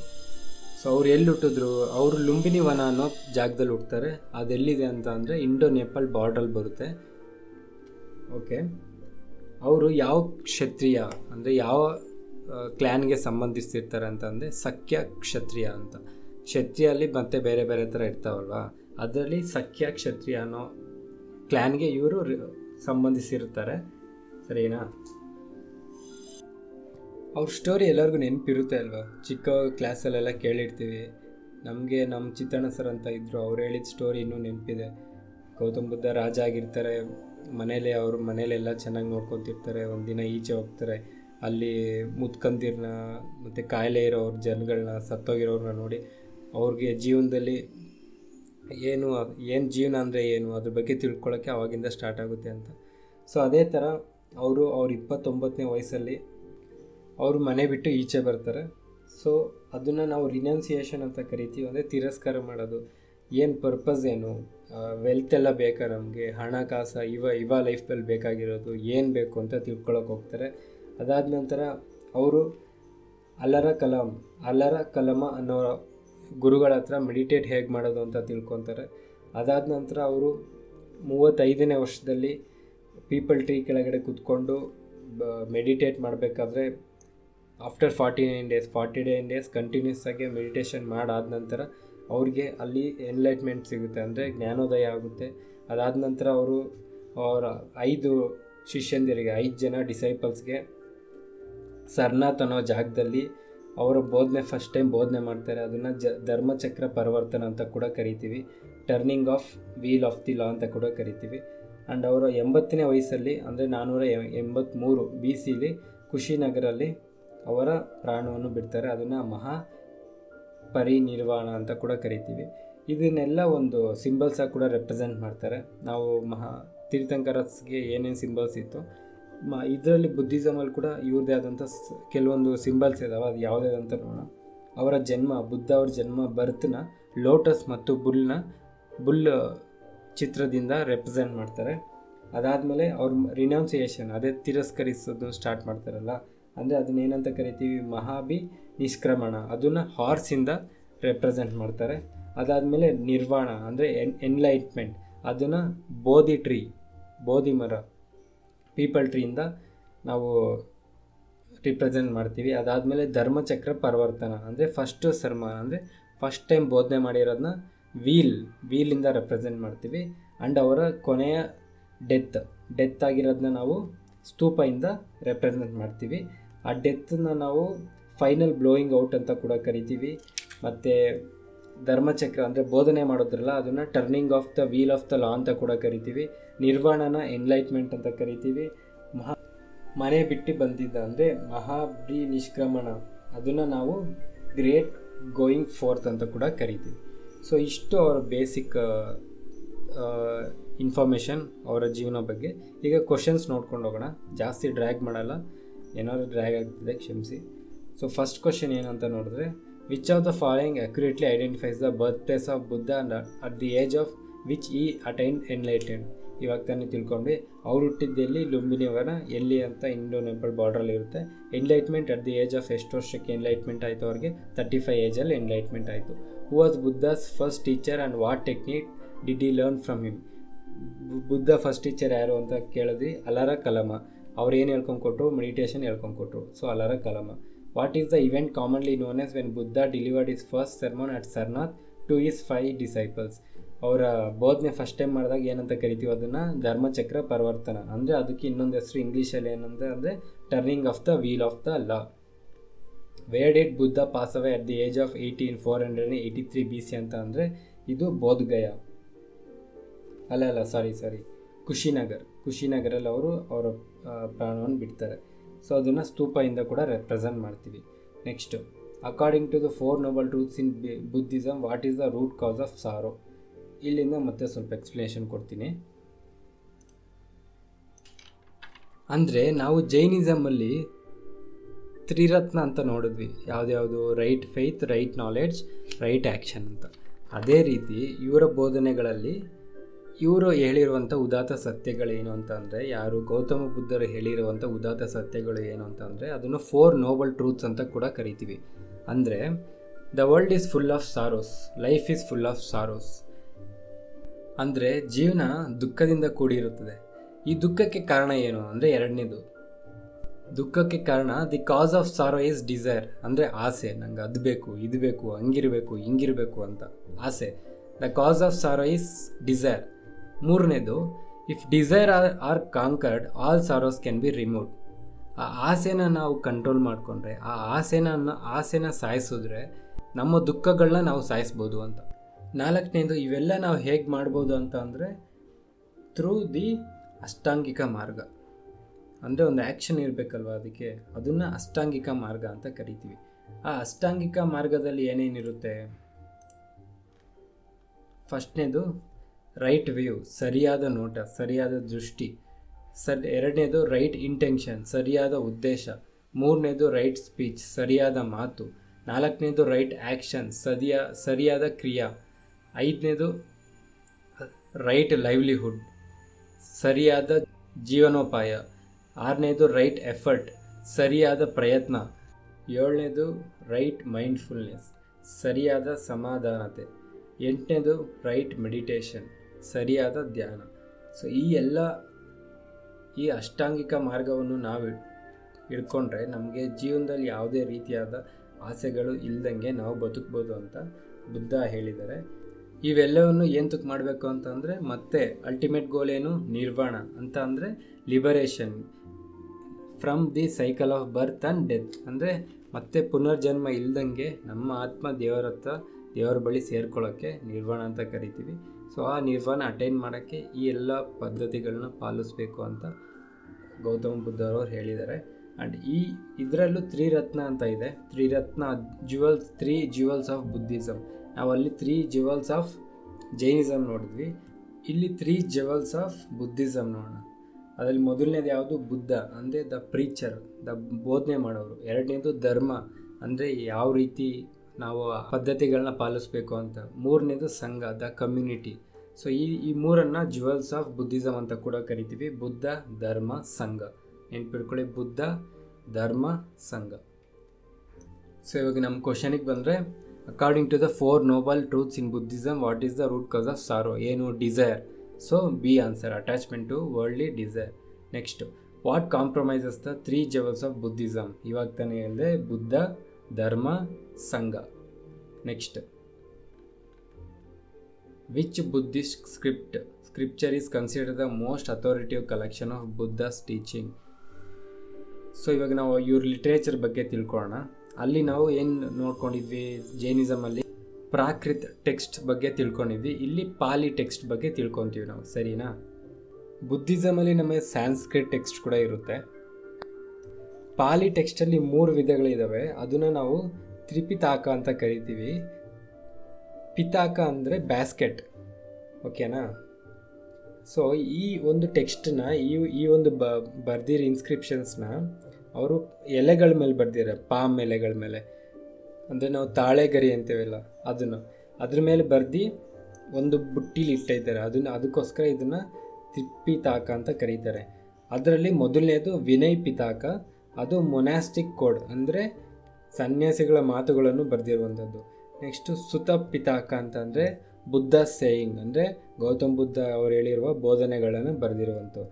ಮೂರನೇದು ಅಭಿಧಮ್ಮ ಪಿತಾಕ ಅಂದರೆ ರಿಲಿಜಿಯಸ್ ಡಿಸ್ಕರೇಜಸ್ ಆಫ್ ಬುದ್ಧ ಅಂದರೆ ಬುದ್ಧ ಅವರು ವ್ಯತಿರೇಕಿಸಿರುವಂತಹ ಧಾರ್ಮಿಕ ನಿರುತ್ಸಾಹಗಳು.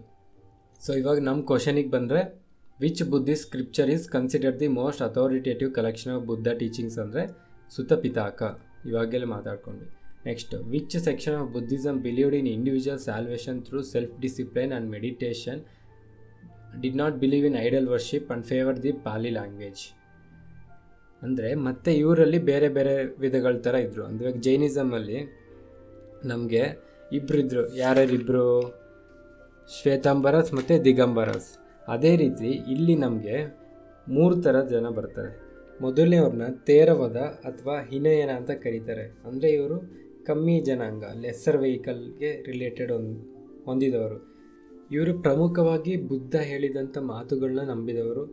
ಆ್ಯಂಡ್ ಇವರು ಮೋಕ್ಷವನ್ನು ಥ್ರೂ ಸಾಲ್ವೇಷನ್, ಸೆಲ್ಫ್ ಡಿಸಿಪ್ಲೈನ್ ಮತ್ತು ಮೆಡಿಟೇಷನ್ ಇಂದ ಅಟೈನ್ ಮಾಡೋದು. ಸಾಲ್ವೇಷನ್ ಅಂತ ಅಂದರೆ ನಿಮ್ಗೆ ಆಲ್ರೆಡಿ ಹೇಳಿದೆ, ಅದೇ ಉಪವಾಸ ಥರ ಇರೋದು, ಸ್ವಲ್ಪ ಸ್ವಲ್ಪ ಕಮ್ಮಿ ತಿನ್ಕೊಂಡು ಹಾಗೆ ಪ್ರಾಣ ಬಿಡೋದು. ಸೆಲ್ಫ್ ಡಿಸಿಪ್ಲೈನ್ ಮತ್ತು ಮೆಡಿಟೇಷನ್ ಅಂದರೆ ನಿಮಗೆ ಗೊತ್ತು. And they did not believe in idol worship ಅಂದರೆ ಒಂದು ಮೂರ್ತಿಗೆ ಪೂಜೆನ ಮಾಡೋದನ್ನ ಇವ್ರು ನಂಬ್ತಿರ್ಲಿಲ್ಲ. ಇವರೆಲ್ಲ ಪಾಲಿ ಭಾಷೆನ ಜಾಸ್ತಿ ಬಳಸ್ತಿದ್ರು. ಈ ಥರ ಪ್ರಾಕ್ಟೀಸ್ ಮಾಡ್ತಿದ್ದಂಥ ಬುದ್ಧಿಸ್ಟ್ಗಳು ನಮಗೆ ಜಾಸ್ತಿ ಸದರ್ನ್ ರೀಜನ್ನಲ್ಲಿ ಕಾಣಿಸ್ತಾರೆ. ಸೌತ್ ಇಂಡಿಯಾದಲ್ಲಿ ಮತ್ತು ಶ್ರೀಲಂಕಾ ಈ ಕಡೆ ಕಳಿಸ್ತಾರೆ. ಮತ್ತು ಎರಡನೇದು ಮಹಾಯಾನ. ಇವರು ದೊಡ್ಡ ಜನಾಂಗಕ್ಕೆ ಸಂಬಂಧಿಸಿದವರು, ಗ್ರೇಟರ್ ವೇಹಲ್ ಅಂತ ಕರೀತಾರೆ. ಇವರು ಬುದ್ಧ ಅವರ ಸ್ವರ್ಗೀಯತೆಯನ್ನು ನಂಬ್ತಿದ್ರು. ಅಂದರೆ they followers believed in the heavenliness of Buddha. ಇವ್ರ ಮೋಕ್ಷ ಅಥವಾ ಸ್ಯಾಲ್ವೇಷನ್ನ ಬೋಧನೆಗಳಿಂದ ಮೂಲಕ ಮತ್ತು ಬುದ್ಧರ ಸಹಾಯದಿಂದ ಅವರು ಸ್ಯಾಲ್ವೇಷನ್ ಪಡಿಬೋದು ಅಂತ ನಂಬ್ತಾಯಿದ್ರು. ಆ್ಯಂಡ್ ಇವರು ಐಡಿಯಲ್ ವರ್ಷಿಪ್ ಅಂದರೆ ಮೂರ್ತಿನ ಪೂಜೆ ಮಾಡೋದ್ರಲ್ಲಿ ಕೂಡ ನಂಬ್ತಾಯಿದ್ರು. ಆ್ಯಂಡ್ ಇವರು ಸಾಂಸ್ಕ್ರಿಟ್ ಲ್ಯಾಂಗ್ವೇಜ್ಗೆ ಜಾಸ್ತಿ ಪ್ರಾಮುಖ್ಯತೆ ಕೊಡ್ತಾಯಿದ್ರು. ಇವ್ರನ್ನ ನಾವು ಜಾಸ್ತಿ ನಾರ್ತ್ ಈಸ್ಟ್ ಸೈಡ್ ನೋಡ್ಬೋದು. ಇವ್ರನ್ನ ನಾರ್ತ್ ಬುದ್ಧಿಸ್ಟ್ ರಿಲಿಜನ್ ಅಂತ ಕೂಡ ಕರಿತೀವಿ. ಯಾಕಂದರೆ ಇವ್ರನ್ನ ಮೇಯ್ನಾಗಿ ನಾರ್ತ್ ಇಂಡಿಯಾ, ಚೈನಾ, ಕೊರಿಯಾ ಈ ಕಡೆ ಇರ್ತಾರೆ. ಆ್ಯಂಡ್ ಮೂರನೇದವರು ವಜ್ರಯಾನ ಅಂತ. ಇವರು ತುಂಬ ಡಿಫ್ರೆಂಟು. ಈ ಮೇಲ್ಗಡೆ ಇವಾಗ ಹೇಳಿದ್ದ ಇಬ್ಬರಿಗೂ ಇವ್ರು ತುಂಬ ಡಿಫ್ರೆಂಟು. ಇವ್ರದ್ದು ಸ್ಯಾಲ್ವೇಷನ್ ಹೆಂಗೆ ಅಟೈನ್ ಮಾಡ್ಬೋದು ಅಂತ ಅಂದರೆ ಥ್ರೂ ಅಕ್ವೈರಿಂಗ್ ಮ್ಯಾಜಿಕಲ್ ಪವರ್ಸ್. ಅಂದರೆ ಅವ್ರದ್ದು ತಂತ್ರ ಮಂತ್ರಗಳಿಂದ ಅವ್ರ ಸ್ಯಾಲ್ವೇಷನ್ ಪಡಿಬೋದು ಅಂತ ನಂಬ್ತಾಯಿದ್ರು. ಆ್ಯಂಡ್ ಇವರು ಹೆಚ್ಚಾಗಿ ಈಸ್ಟರ್ನ್ ಇಂಡಿಯಾ ಸೈಡಲ್ಲಿ ನಮಗೆ ಕಾಣಿಸ್ಕೊಳ್ತಾರೆ, ಪರ್ಟಿಕ್ಯುಲರ್ ಬೆಂಗಾಲು ಮತ್ತು ಬಿಹಾರ್. ಆ್ಯಂಡ್ ಬೋಧಿಸತ್ವಾಸ್ ಅಂತ ಕೆಲವೊಬ್ರು ಇರ್ತಾರೆ, ಅಂದರೆ ಬೋಧನೆ ಯಾರ್ಯಾರು ಮಾಡ್ತಾಯಿದ್ರು ಅಂತ. ಅದರಲ್ಲಿ ಪ್ರಮುಖವಾಗಿ ಮೈತ್ರೇಯ ಅಂದರೆ ದ ಫ್ಯೂಚರ್ ಬುದ್ಧ ಅಂತ ಕೂಡ ಕರೀತಾರೆ. ಬುದ್ಧಿಸಮ್ ಫುಲ್ಲು ನಿಷ್ಕ್ರಮಣ ಆದಮೇಲೆ, ಅಂದರೆ ಫುಲ್ಲು ಬುದ್ಧಿಸಮ್ ಡಿಕ್ಲೈನ್ ಆಗೋದ್ಮೇಲೆ, ಬುದ್ಧಿಸಮ್ ಬಗ್ಗೆ ಯಾರೂ ಏನು ಪ್ರೀಚೆ ಮಾಡ್ತಾ ಇಲ್ಲ ಅಂದಾಗ ಇವ್ರು ಮತ್ತೆ ಹುಟ್ಟಿ ಬರ್ತಾರೆ ಅಂತ ಒಂದು ನಂಬಿಕೆ ಇದೆ. ಅವ್ರನ್ನ ಮೈತ್ರೇಯ ಅಂತ ಕರೀತಾರೆ, ದ ಫ್ಯೂಚರ್ ಬುದ್ಧ. ನೆನ್ಪಿಟ್ಕೊಳ್ಳಿ. ಸೊ ಇವಾಗ ಮತ್ತೆ ನಾವು ಕ್ವಶನ್ಸಿಗೆ ಬಂದರೆ, ನಮ್ಮ ಕ್ವಶನ್ ಏನಾಗಿತ್ತು, ವಿಚ್ ಸೆಕ್ಟ ಅಂದರೆ ಯಾವ ವರ್ಗದವರು ಥ್ರೂ ಸೆಲ್ಫ್ ಡಿಸಿಪ್ಲೈನ್ ಮೆಡಿಟೇಷನ್ ಅಂತ ಅಂದರೆ ಅವರು ಹಿನಾಯನ ಆರ್ ತ್ರಿವೇದ ನಾಯ ಅಂತ ಕರಿತೀವಿ. Next, which sect of Buddhism believed in salvation through grace and help of Buddha ಅಂತ ಅಂದರೆ ಅದು Mahayana. Next, which sect of Buddhism believed the salvation through acquiring magical powers ಅಂತ ಅಂದರೆ ಅದು ಯಾರು? Vajrayana. Next, who is known as the future Buddha in Buddhism, ಇದನ್ನು ಹೇಳಿದೆ Maitreya. Next, which Buddhist architecture form is specially design to house relics of the Buddha or prominent Buddha monks. ರೆಲಿಕ್ಸ್ ಅಂತ ಅಂದರೆ ಅವರ ಅವಶೇಷಗಳು. ಮುಂಚೆನೇ ನಿಮಗೆ ಹೇಳಿದ್ದೆ ನಾನು, ಅವರು ಒಂದೊಂದು ಇಮೇಜ್ಗೆ ರೆಪ್ರೆಸೆಂಟ್ ಮಾಡ್ತಾಯಿದ್ರು. ಬುದ್ಧ ಲೈಫ್ ಆಗಲಿ, ಅವರ ನಿರ್ವಾಣ ಆಗಲಿ. ಸೊ ಡೆತ್ನ ಏನು ಸಿಂಬಲಿಂದ ರೆಪ್ರೆಸೆಂಟ್ ಮಾಡ್ತಾಯಿದ್ರು ಅಂದರೆ ಸ್ತೂಪ. ಸೊ ನಮ್ಮ ಆನ್ಸರ್ ಇದಕ್ಕೆ ಸ್ತೂಪ ಆಗಿರುತ್ತೆ. Next question, who is credited as the founder of Nalanda university. Nalanda university ಬುದ್ಧಿಸ್ಟಲ್ಲಿ ಎಂತಕ್ಕೆ ಬಂತು ಅಂತ ಅಂದರೆ, ನಲಂದ ಯೂನಿವರ್ಸಿಟಿ ರಾಜ ಯಾರಾಗಿದ್ದರು, ಫೌಂಡರ್ ಆಗಿದ್ದರು? ಕುಮಾರಗುಪ್ತ ಯಾವ ರಿಲಿಜಿಯನ್ನ ಫಾಲೋ ಮಾಡ್ತಿರೋ ಅಂದರೆ ಅದು ಬುದ್ಧಿಸಮ್. ಅದಕ್ಕೋಸ್ಕರ ಅದನ್ನು ನಾವು ಇಲ್ಲಿ ನಲಂದ ಯೂನಿವರ್ಸಿಟಿನ ಇಲ್ಲಿ ಇನ್ಕ್ಲೂಡ್ ಮಾಡಿದ್ದಾರೆ. ಜಸ್ಟ್ ಫ್ಯಾಕ್ಚುಯಲ್ ಡಾಟಾ ಅದನ್ನು ಕ್ವಶನ್ ಮಾಡಿದ್ದೀನಿ ಅಷ್ಟೇ. Next which ruler called the fourth Buddhist council and sent missions to China, Korea and Japan. ನಾನು ನಿಮಗೆ ಲಾಸ್ಟು ಇವ್ರದಲ್ಲಿ ನಿಮಗೆ ಕೌನ್ಸಿಲ್ ಹೇಳಿಲ್ಲ ಅನಿಸುತ್ತೆ. ಜೈನಿಸಮಲ್ಲಿ ಕೌನ್ಸಿಲ್ಸ್ ಅಂದರೆ ಅದೇ ಪ್ರಮುಖ ವ್ಯಕ್ತಿಗಳೆಲ್ಲ ಸೇರಿ ಆ ರಿಲಿಜನಲ್ಲಿ ಏನಾದ್ರು ಚೇಂಜಸ್ ಮಾಡಬೇಕಾ ಆ ಥರ ಒಂದು ಡಿಸಿಷನ್ಸ್ ತೊಗೊತಿದ್ರಲ್ಲ, ಅದನ್ನು ಕೌನ್ಸಿಲ್ಸ್ ಅಂತ ಕರಿತೀವಿ. ಅದು ಜೈನಿಸಮಲ್ಲಿ 2 ನಡೆದಿದೆ. ಫಸ್ಟ್ನೇ ಕೌನ್ಸಿಲು 300 BC ಪಾಟಲಿಪುತ್ರ ನಡೆದಿರುತ್ತೆ. ಅದಕ್ಕೆ ಚೇರ್ಮನ್ ಯಾರು? ಸ್ಥೂಲಭದ್ರ. ಯಾರ ಪರ್ಯವೇಕ್ಷಣೆ ನಡೆದಿರುತ್ತೆ ಅಂದರೆ ರಾಜ ಯಾರಾಗಿರ್ತಾರೆ ಅಂದರೆ ಬಿಂದುಸಾರ. ನೆಕ್ಸ್ಟು ಸೆಕೆಂಡ್ ಕೌನ್ಸಿಲ್ ಯಾವಾಗ ನಡೀತದೆ ಅಂತಂದರೆ 512 AD ವಲ್ಲಭಿ ಅನ್ನೋ ಜಾಗದಲ್ಲಿ ನಡೀತದೆ. ಚೇರ್ಮನ್ನು ದೇವರಿದ್ದಿ ಕ್ಷಮಸ್, ಇವರು ಚೇರ್ಮನ್ ಆಗಿರ್ತಾರೆ. ಅದು ನಾಗಾರ್ಜುನ ಸಂವೇಕ್ಷಣೆಯಲ್ಲಿ ನಡೆಯುತ್ತೆ. ಫಸ್ಟ್ನೇ ಕೌನ್ಸಿಲಲ್ಲಿ ರಿಸಲ್ಟ್ ಏನು ಅಂತಂದರೆ ಕಂಪೈಲೇಷನ್ ಆಫ್ 12 ಅಂಗಾಸ್. ಅವ್ರದ್ದು ಅಂಗಾಸ್ ಎಲ್ಲ ಅಂತ ಹೇಳಿದ್ದೆ ನಿಮಗೆ ಅವ್ರ ಟೆಕ್ಸ್ಟಲ್ಲಿ, ಅದನ್ನು ಒಂದು ಕಂಪೈಲ್ ಮಾಡಿ ಒಟ್ಟಾಗಿ ಮಾಡಿರ್ತಾರೆ. Second time final compilation of 12 Angas and Upa Angas. ಇದು ಜೈನಿಸಮ್ದು. ಬುದ್ಧಿಸಮಲ್ಲಿ 4 ಕೌನ್ಸಿಲ್ಸ್ ನಡೀತದೆ. ಫಸ್ಟ್ ಬುದ್ಧಿಸ್ಟ್ ಕೌನ್ಸಿಲ್ 483 BC ನಡೆಯುತ್ತೆ. ಅದು ವೆನ್ಯೂ ಬಂದು ಸಪ್ತಪರ್ಣಿ ಕೇವ್ ಅಲ್ಲಿ ನಡೀತದೆ. ಚೇರ್ಮನ್ ಬಂದು ಮಹಾಕಸಪ್ಪ. ಯಾರ ಸಂವೇಕ್ಷಣ ಅಂತ ಅಂದರೆ ಅಜಾತ ಶತ್ರು. ಅಲ್ಲಿ ರಿಸಲ್ಟ್ ಏನಂತ ಅಂದರೆ compilation of Sutta Pitaka and Vinaya Pitaka by Ananda and Upali respectively. ಓಕೆನಾ. ನೆಕ್ಸ್ಟ್ ಸೆಕೆಂಡ್ ಬುದ್ಧಿಸ್ಟ್ ಕೌನ್ಸಿಲ್ ಎಲ್ಲಿ ನಡೀತದೆ ಅಂತ ಅಂದರೆ ಯಾವಾಗ ನಡೀತದೆ ಅಂತಂದರೆ 383 BC ಚುಲ್ಲವಂಗ ವೈಶಾಲಿ ಅನ್ನೋ ಜಾಗದಲ್ಲಿ ನಡೀತದೆ. ಚೇರ್ಮನ್ ಯಾರಾಗಿರ್ತಾರೆ? ಸಬ್ಬಕಾಮಿ. ಇವೇ ಕ್ವಶನ್ಸ್ ಕೇಳೋದು ನಿಮಗೆ, ಅದಕ್ಕೆ ಹೇಳ್ತಾ ಇರೋದು. ಥರ್ಡ್ ಬುದ್ಧಿಸ್ಟ್ ಕೌನ್ಸಿಲ್ ಯಾವಾಗ ನಡೀತದೆ ಅಂದರೆ 250 BC ಎಲ್ಲಿ ನಡೀತದೆ ಅಂತ ಅಂದರೆ ಅಶೋಕ ಕರಮಣ ವಿಹಾರ್ ಪಾಟಲಿಪುತ್ರಲ್ಲಿ. ಚೇರ್ಮನ್ ಯಾರಾಗಿರ್ತಾರೆ ಅಂತ ಅಂದರೆ ಮೋಗಲಿ ಪುತ್ತ ತಿಸ್ಸ ಆಗಿರ್ತಾರೆ. ಫೋರ್ತ್ ಬುದ್ಧಿಸ್ಟ್ ಕೌನ್ಸಿಲ್ 98 AD ಆಗುತ್ತೆ. ವೆನ್ಯೂ ಎಲ್ಲಿ ಅಂತ ಅಂದರೆ ಕುಂಡಲವನ, ಕಾಶ್ಮೀರ್. ಚೇರ್ಪರ್ಸನ್ ಯಾರಾಗಿರ್ತಾರೆ ಅಂದರೆ ವಸುಮಿತ್ರ. ವೈಸ್ ಚೇರ್ಮನ್ ಅಶ್ವಘೋಷ ಆಗಿರ್ತಾರೆ. ಸೆಕೆಂಡ್ ಬುದ್ಧಿಸ್ಟ್ ಕೌನ್ಸಿಲ್ ಯಾರ ಪರ್ಯವೇಕ್ಷಣೆಯಲ್ಲಿ ಆಗಿರ್ತಾರೆ ಅಂದರೆ ಕಲಶೋಕ. ಥರ್ಡ್ದು ಅಶೋಕ, ಫೋರ್ತು ಕನಿಷ್ಕ. ಸೊ ಇಷ್ಟು ನೆನಪಿಟ್ಕೊಳ್ಳಿ ಸಾಕು. ಸೊ ನಮ್ಮ ಕ್ವಶನ್ ಏನಿಲ್ಲಿ ಕೇಳಿದ್ದು, which ruler called the fourth Buddhist council and sent missions to China, Korea and Japan ಅಂತ ಅಂದರೆ ನಮ್ಮ ಆನ್ಸರ್ ಬಂದು ಅದಕ್ಕೆ ಕನಿಷ್ಕ ಆಗಿರುತ್ತೆ. ಫೋರ್ತ್ ಬುದ್ಧಿಸ್ಟ್ ಕೌನ್ಸಿಲ್ ಯಾರು?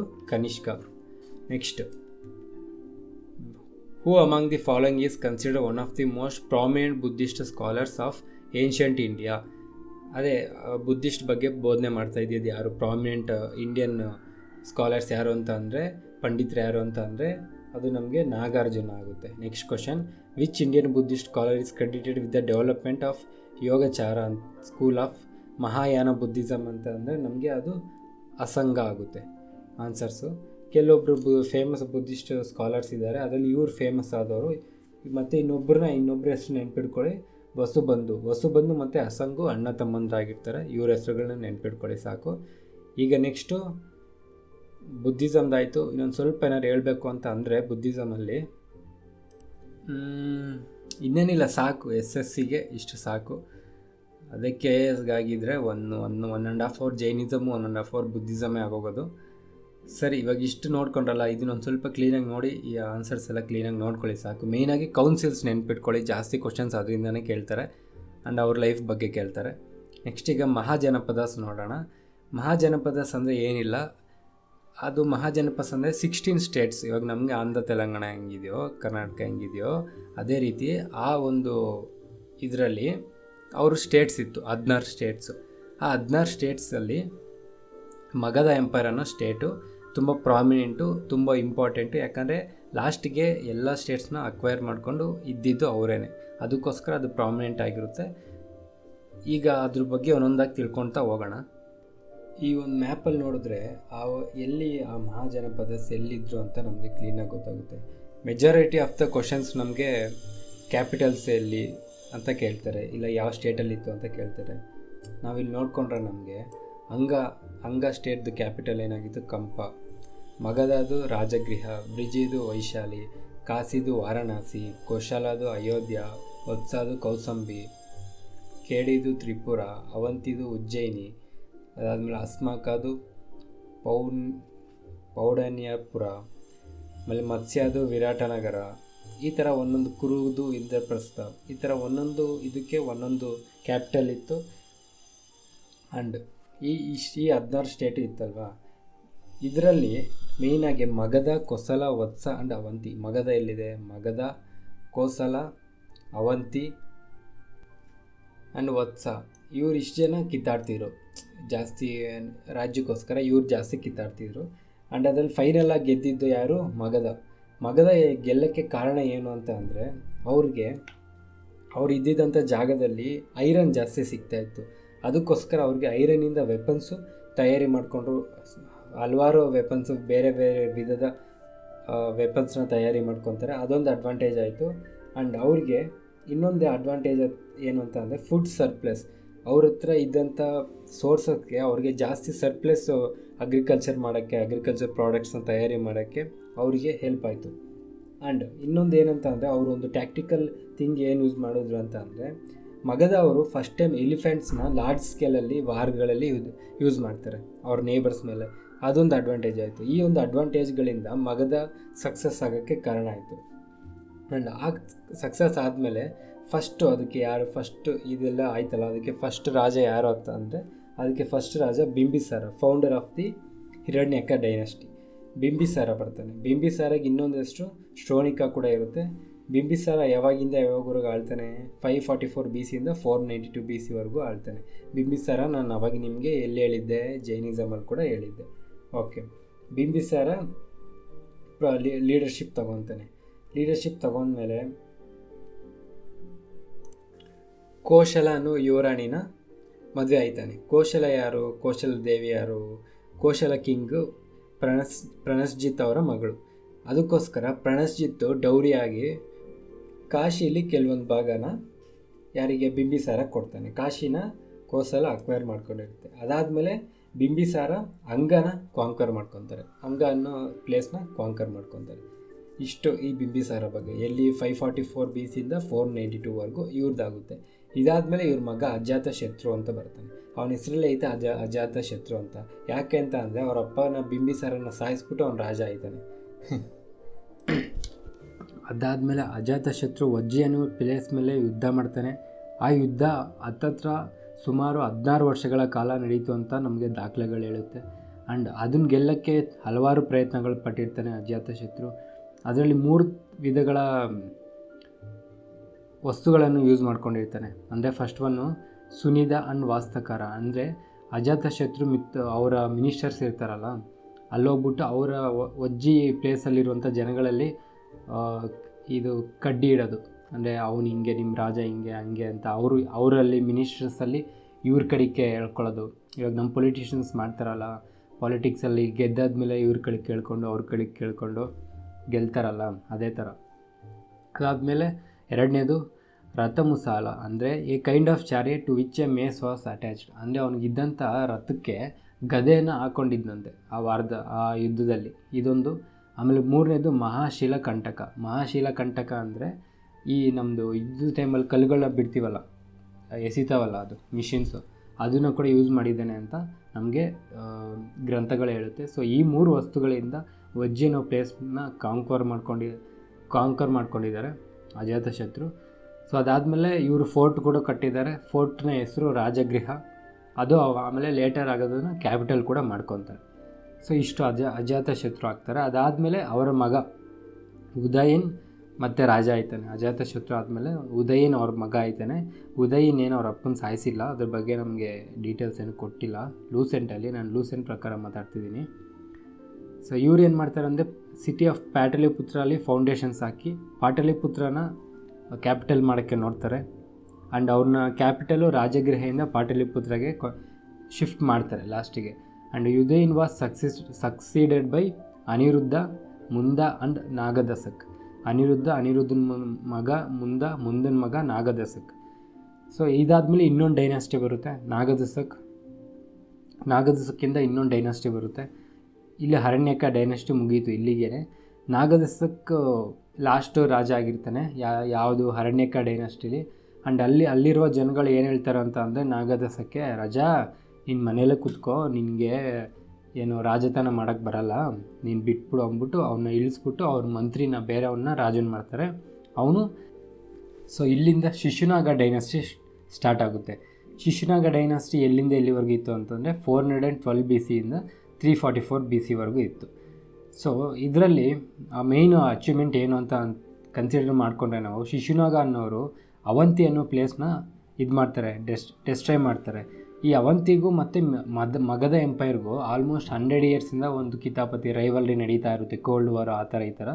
ಸೊ ಅದಕ್ಕೋಸ್ಕರ ಅದು ಮುಗ್ದೋಗುತ್ತೆ ಈ ಒಂದು ಯುದ್ಧದಿಂದ. ಆ ಒಂದು ಅವಂತಿಗೂ ಮತ್ತು ಮಗಧಾಗ ಇದ್ದಿದ್ದ ರೈವಲ್ರಿ ಮುಗ್ದೋಗುತ್ತೆ. And Shishunaga was succeeded by Kalashoka. Kalashoka ಯಾರೋ ಅವ್ರ ಮಗ. ಕಳಶೋಕ ಮತ್ತು ಸೆಕೆಂಡ್ ಬುದ್ಧಿಸ್ಟ್ ಕೌನ್ಸಿಲ್ ಪರ್ಯವೇಕ್ಷಣೆಯಲ್ಲಿ ಅವರೇ ರಾಜರಾಗಿರ್ತಾರೆ, ನೆನ್ಪಿಡ್ಕೊಳ್ಳಿ, ಕಳಶೋಕ. ಸೊ ಇವರು ಈ ಬುದ್ಧಿಸ್ಟ್ ಕೌನ್ಸಿಲಲ್ಲಿ ಪರ್ಯವೇಕ್ಷಣೆ ಅಂದರೆ ಅವ್ರ ಪರ್ಯವೇಕ್ಷಣೆಯಲ್ಲಿ ಸೆಕೆಂಡ್ ಬುದ್ಧಿಸ್ಟ್ ಕೌನ್ಸಿಲ್ ಆಗಿದ್ದು ಅವ್ರಿಗೊಂದು ಹೆಸರು ತಂದಿದೆ. ಸೊ ಇಲ್ಲಿ ಇವ್ರು ಆದಮೇಲೆ ಶಿಶುನಾಗ ಡೈನಾಸ್ಟಿನೂ ಇಲ್ಲಿಗೆ ಮುಗಿದೋಗುತ್ತೆ. ಅದಾದಮೇಲೆ ನಂದ ಡೈನಾಸ್ಟಿ ಬರುತ್ತೆ, ಯಾವಾಗ 344 BC ಇಂದ 323 BC.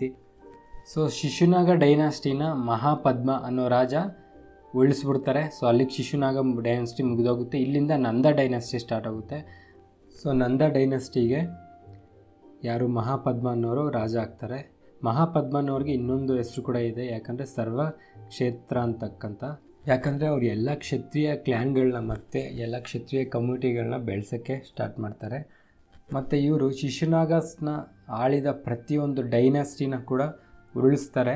ಸೊ ಇದಕ್ಕೆ ಇವ್ರನ್ನ the first empire builder of Indian history ಅಂತ ಕೂಡ ಕರೀತಾರೆ. ಮಹಾಪದ್ಮ ಅವ್ರಿಗೆ 8 ಜನ ಗಂಡ್ಮಕ್ಳಿರ್ತಾರೆ. ಲಾಸ್ಟ್ನೇ ಮಗ ಆದವರು ದಾನನಂದ. ಆ್ಯಂಡ್ ದಾನನಂದ ರಾಜ ಆಗಿದ್ದಾಗ ಈ ಕಡೆಯಿಂದ ಯಾವುದು ಇಂಡಸ್ ಸೈಡಿಂದ, ಅಫ್ಘಾನಿಸ್ತಾನ, ಇರಾನ್ ಸೈಡಿಂದ ಅಲೆಕ್ಸಾಂಡರ್ ದಂಡಯಾತ್ರೆ ಮಾಡಿಕೊಂಡು ಒಂದು ಯುದ್ಧ ಮೇಲೆ ಒಂದು ಯುದ್ಧ ಮಾಡ್ಕೊಂಡು ಗೆಲ್ತಾ ಬಂದಿರ್ತಾನೆ. ಸೊ ಈ ಒಂದು ದಾನನಂದ ಟೈಮಲ್ಲಿ ಅಲೆಕ್ಸಾಂಡರು ನಂದ ಡೈನಾಸ್ಟಿ ಮೇಲೆ ಯುದ್ಧ ಮಾಡೋಕ್ಕೆ ಬರ್ತಾ ಇರ್ತಾರೆ. ಈಗಾಗಲೇ ಅನೇಕ ಸೈನ್ಯವನ್ನು ಕಳ್ಕೊಂಡ ಅಲೆಕ್ಸಾಂಡರ್, ಯಾಕಂದರೆ ಲಾಸ್ಟ್ ಬ್ಯಾಟಲ್ ಆಫ್ ಹೈದಸ್ಪಸ್ ಪುರುಸ್ ಮೇಲೆ ಮಾಡಿದಂಥ ಬ್ಯಾಟಲಲ್ಲಿ ಅನೇಕ ಸೈನ್ಯವನ್ನು ಕಳ್ಕೊಂಡಿರ್ತಾನೆ. ಹಾಗೆ ಬರ್ತಾ ಬೀಸ್ ನದಿಯ ದಡದ ಹತ್ರ ಯುದ್ಧಕ್ಕೆ ಸಿದ್ಧರಾದಂಥ ದಯಾನಂದನ ಸೈನ್ಯವನ್ನು ನೋಡ್ಬಿಟ್ಟು ಬೆಚ್ಚಿ ಬೀಳ್ತಾರೆ. ಯಾಕಂದರೆ ಅವ್ರ ಹತ್ರ 20,000 ಅಶ್ವದಳ, 2,00,000 ಕಾಲುಪಡೆ, 2,000 ರಥಗಳು ಮತ್ತು 3,000 ಆನೆಗಳನ್ನ ನೋಡ್ಬಿಟ್ಟು ಅಲೆಕ್ಸಾಂಡರ್ ಬೆಚ್ಚಿ ಬಿದ್ದುಬಿಟ್ಟು ಹಿಂತಿರುಗಿ ಹೋಯ್ತಾರಂತೆ. ಇದನ್ನು ಯಾರೋ ಹೇಳಿದ್ದಲ್ಲ, ಅವರ ದೇಶಕ್ಕೆ ಸಂಬಂಧಿಸಿದ ಗ್ರೀಕ್ ರೈಟರ್ ಸರ್ಟಿಯಸ್ ಬರೆದಿದ್ದಾರೆ. ಅದಾದ ನಂತರ ಅರೌಂಡ್ 322 BCಲಿ ಈ ನಂದ ಡೈನೆಸ್ಟಿ ಕೂಡ ಮುಗಿದೋಗುತ್ತೆ. ಅದಾದಮೇಲೆ ಮೌರ್ಯನ್ಸ್ ಬರ್ತಾರೆ. ಮೌರ್ಯನ್ಸ್ ದೊಡ್ಡ ಟಾಪಿಕ್ಕು, ಅದಾದಮೇಲೆ ನೋಡೋಣ. ಸದ್ಯಕ್ಕೆ ಫಸ್ಟ್ ಇದನ್ನು ಕ್ವಶನ್ ನೋಡೋಣ. ನಾವು ಹಂಗೆ ಎಕ್ಸ್ಪ್ಲೇನ್ ಮಾಡ್ಕೊಂಡು ಹೋಗ್ತಾನೆ ಇರ್ತೀನಿ. ಸೊ ಕ್ವಶನ್ಸ್ ನೋಡಿಕೊಂಡ್ರೆ, what was the outcome of the struggle for supremacy among the 4 states of Magadha, Kosala, ವಸ್ತ and Avanti in ancient India. So ಇವರಲ್ಲಿ ಕಿತ್ತಾಡ್ಕೊಂಡಾದಾಗ ಲಾಸ್ಟ್ ಏನಾಯಿತು ಅಂತ ಅಂದರೆ ಮಗಧ ಕಿಂಗ್ಡಮ್ ವಿನ್ನರ್ ಆಗುತ್ತೆ. ಅಂದರೆ ಅವ್ರ ಮೇಲೆ ಕಾಂಕರ್ ಮಾಡ್ಕೊಳ್ಳೋಕ್ಕೆ ಮಗಧ ಕಿಂಗ್ಡಮ್ ಇವೆಂಚುಲಿ ಎಂಪೈರ್ನ ಸ್ಥಾಪನೆ ಮಾಡುತ್ತೆ. ಸೊ ನಮ್ಮ ಅನ್ಸುತ್ತೆ kingdom of Magadha empire as the most powerful state and eventually established as empire, ನಮ್ಮ answer. Next, what advantage did Magadha enjoy due to its geographical location in the age of iron. So ಆವಾಗಲೇ ಹೇಳಿದೆ ಅವರಿಗೆ weapons ಮಾಡ್ಕೊಳ್ಳೋಕ್ಕೆ ತುಂಬ advantage ಆಯಿತು ಅಂತ. So access to rich iron deposits for weapon making ಅಂತ. Next, which military strategy is attributed to the Magadha special advantage in military organization as mentioned in the passage. ಅವರು ಏನನ್ನ ಮಿಲಿಟರಿ ಸ್ಟ್ರಾಟಜಿಯಾಗಿ ಯೂಸ್ ಮಾಡಿಕೊಂಡ್ರು ಅಂತಂದರೆ utilization of elephants on a large scale in warfare. ಆವಾಗಲೇ ಮಾತಾಡ್ಕೊಂಡ್ವಿ ನಾವು ಇದ್ರ ಬಗ್ಗೆ. Next, who was the founder of the Haryanka dynasty and a prominent ruler of Magadha during the 6th century BC. First founder ಯಾರು ಹರಣ್ಯಕ ಡೈನಾಸ್ಟಿಗೆ? Bimbisara. Next, which of the following territories did Bimbisara conquer during his resign as the king of Magadha? ಯಾವ ಪ್ಲೇಸ್ನ conquer ಮಾಡಿಕೊಂಡ್ರು? Anga. Next, how did Ajatashatru ascend to the throne of Magadha after the resign of his father Bimbisara? ಬಿಂಬಿಸಾರೆಯಿಂದ ಅಜಾತಶತ್ರು ಹೇಗೆ ಸ್ಥಾನ ಪಡ್ಕೊತಾರೆ, ರಾಜನ ಸ್ಥಾನ ಅಂತ ಅಂದರೆ by assassinating his father Bimbisara and seizing power. ಅವ್ರ ತಂದೆನ ಕೊಂದು ರಾಜ ಆಯ್ತಾನೆ. Next, what were the key elements of Ajatashatru strategy that led to the defeat of Vajji confederation? ಏನು ಹೇಳಿದೆ? 3 ಥರ. ಒಂದು ಡಿಪ್ಲೊಮ್ಯಾಟಿಕ್ ಮ್ಯಾನ್ಪುಲೇಷನ್ಸ್, ಅಲ್ಲಿರುವಂಥ ಮಂತ್ರಿಗಳನ್ನ ಬೇರೆ ಬೇರೆ ಅವ್ರವರಲ್ಲೇ ತಂದಿಡೋದು, ಈ ಥರ ಕೆಲಸ ಮಾಡ್ತಿದ್ರು. ಮತ್ತು ಯೂಸ್ ಆಫ್ ಮೇಸ್, ಗದೆನ ರಥದಲ್ಲಿ ಯೂಸ್ ಮಾಡಿದ್ದು, ಮತ್ತು war engine catapulting big stones, ಅದೇ ಕಲ್ಲುಗಳನ್ನ ಬಿಡುವಂಥ ಬಂಡೆಗಳನ್ನ ಎಸೆಯುವಂಥ ಮಿಷಿನ್ಸ್ನ ಯೂಸ್ ಮಾಡ್ಕೊಂಡಿರೋದು. Next, who succeeded Ajatashatru as the ruler of Magadha and is credited with the laying foundation of city of Pataliputra. ಪಾಟಲಿಪುತ್ರನ ಸ್ಥಾಪಿಸಿದವ್ರು ಯಾರು ಅಂದರೆ, ಕ್ಯಾಪಿಟಲ್ ಮಾಡಿದವ್ರು ಯಾರು? ಉದಯಿನ್. ಇದೆಲ್ಲ ಆವಾಗಲೇ ನಾನು ಥಿಯರಿಲಿ ಅದೇ ಎಕ್ಸ್ಪ್ಲನೇಷನ್ ಮಾಡ್ಬೇಕಾದ್ರೆ ಹೇಳಿದ್ದೀನಿ. Next, who succeeded Nagadasaka as the ruler of Magadha and credited with the destruction of the Pradyota dynasty of Avanti, thereby ending the century old rivalry between Magadha and Avanti. So ನಾಗದಸ್ತಕ್ನ ರಾಜ ನೀನು ಬೇಡ ಅಂದ್ಬಿಟ್ಟು ಅದ್ರ ನೆಕ್ಸ್ಟ್ ರಾಜ ಆದವ್ರು ಯಾರು? ಶಿಶುನಾಗ ಡೈನಸ್ಟಿಯಿಂದ, ಇಲ್ಲಿಂದ ಶಿಶುನಾಗ ಡೈನಸ್ಟಿ ಸ್ಟಾರ್ಟ್ ಆಗುತ್ತೆ. ಅದಾದಮೇಲೆ who overthrew the Shishunaga dynasty and establish the Nanda dynasty, earning the title of the first empire builder of the Indian industry. ಯಾರು? Mahapadmananda. Next, who was the last king of the Nanda dynasty who possibly encountered Alexander the great during his invasion of the north west India in 326 BCE according to the Greek writer Curtius. ಯಾರು? ಇವಾಗ ತಾನೇ ಮಾತಾಡ್ಕೊಂಡಿದ್ದು, ದಾನನಂದ. Next, ಅವ್ರದ್ದು ಸ್ವಲ್ಪ invasions ನಡೆದಿರುತ್ತೆ, ಈ Alexander ಇನ್ವೇಷನ್ನು ಮತ್ತು Iranian ಇನ್ವೇಷನ್ನು. Just ಅದ್ರ ಬಗ್ಗೆ ತಿಳ್ಕೊಳ್ಳೋಣ, 2 minutes ಅಷ್ಟೆ. ಅರೌಂಡ್ 6th century BC ಆ ಟೈಮಲ್ಲಿ ಯಾರು? ಪರ್ಷಿಯನ್ಸ್ ಅವರು ಅವರ ರಾಜ್ಯವನ್ನು ವಿಸ್ತಾರ ಮಾಡ್ಕೊಳ್ಳೋಕ್ಕೆ ಸ್ಟಾರ್ಟ್ ಮಾಡ್ತಾರೆ, ಈಸ್ಟ್ ಸೈಡು ವೆಸ್ಟ್ ಸೈಡು. ಅವರು ಇಂಡಿಯಾದ ನಾರ್ತ್ ವೆಸ್ಟರ್ನ್ ಪಾರ್ಟಲ್ಲಿ ಚಿಕ್ಕ ಚಿಕ್ಕ ರಾಜ್ಯಗಳಿರ್ತಾವಲ್ಲ, ಅವ್ರ ಚಿಕ್ಕ ಚಿಕ್ಕ ರಾಜ್ಯಗಳು ಅವರವರಲ್ಲೇ ಕಿತ್ತಾಡ್ತಿರ್ತಾರೆ. ಯಾಕಂದರೆ ಟುವರ್ಡ್ಸ್ ಈಸ್ಟು ನಮಗೆ ಮಗಧ ಎಂಪೈರು ತುಂಬ ದೊಡ್ಡ ಕಿಂಗ್ಡಮ್ ಇರುತ್ತೆ. ಬಟ್ ಈ ಕಡೆ ಇವರೆಲ್ಲ ಕಿತ್ತಾಡ್ತಾ ಇರೋದನ್ನು ತಿಳ್ಕೊಂಡ ಪರ್ಷಿಯನ್ಸು ಇವ್ರ ಮೇಲೆ ದಂಡಯಾತ್ರೆ ಮಾಡೋಕ್ಕೆ ಸ್ಟಾರ್ಟ್ ಮಾಡ್ತಾರೆ. ಆ ಒಂದು ಡಿಸ್ಯೂನಿಟಿನ, ಅಂದರೆ ಇವರೆಲ್ಲ ಕಿತ್ತಾಟ ಇರೋದನ್ನ ಒಂದು ಅಡ್ವಾಂಟೇಜಾಗಿ ತೊಗೊತಾರೆ.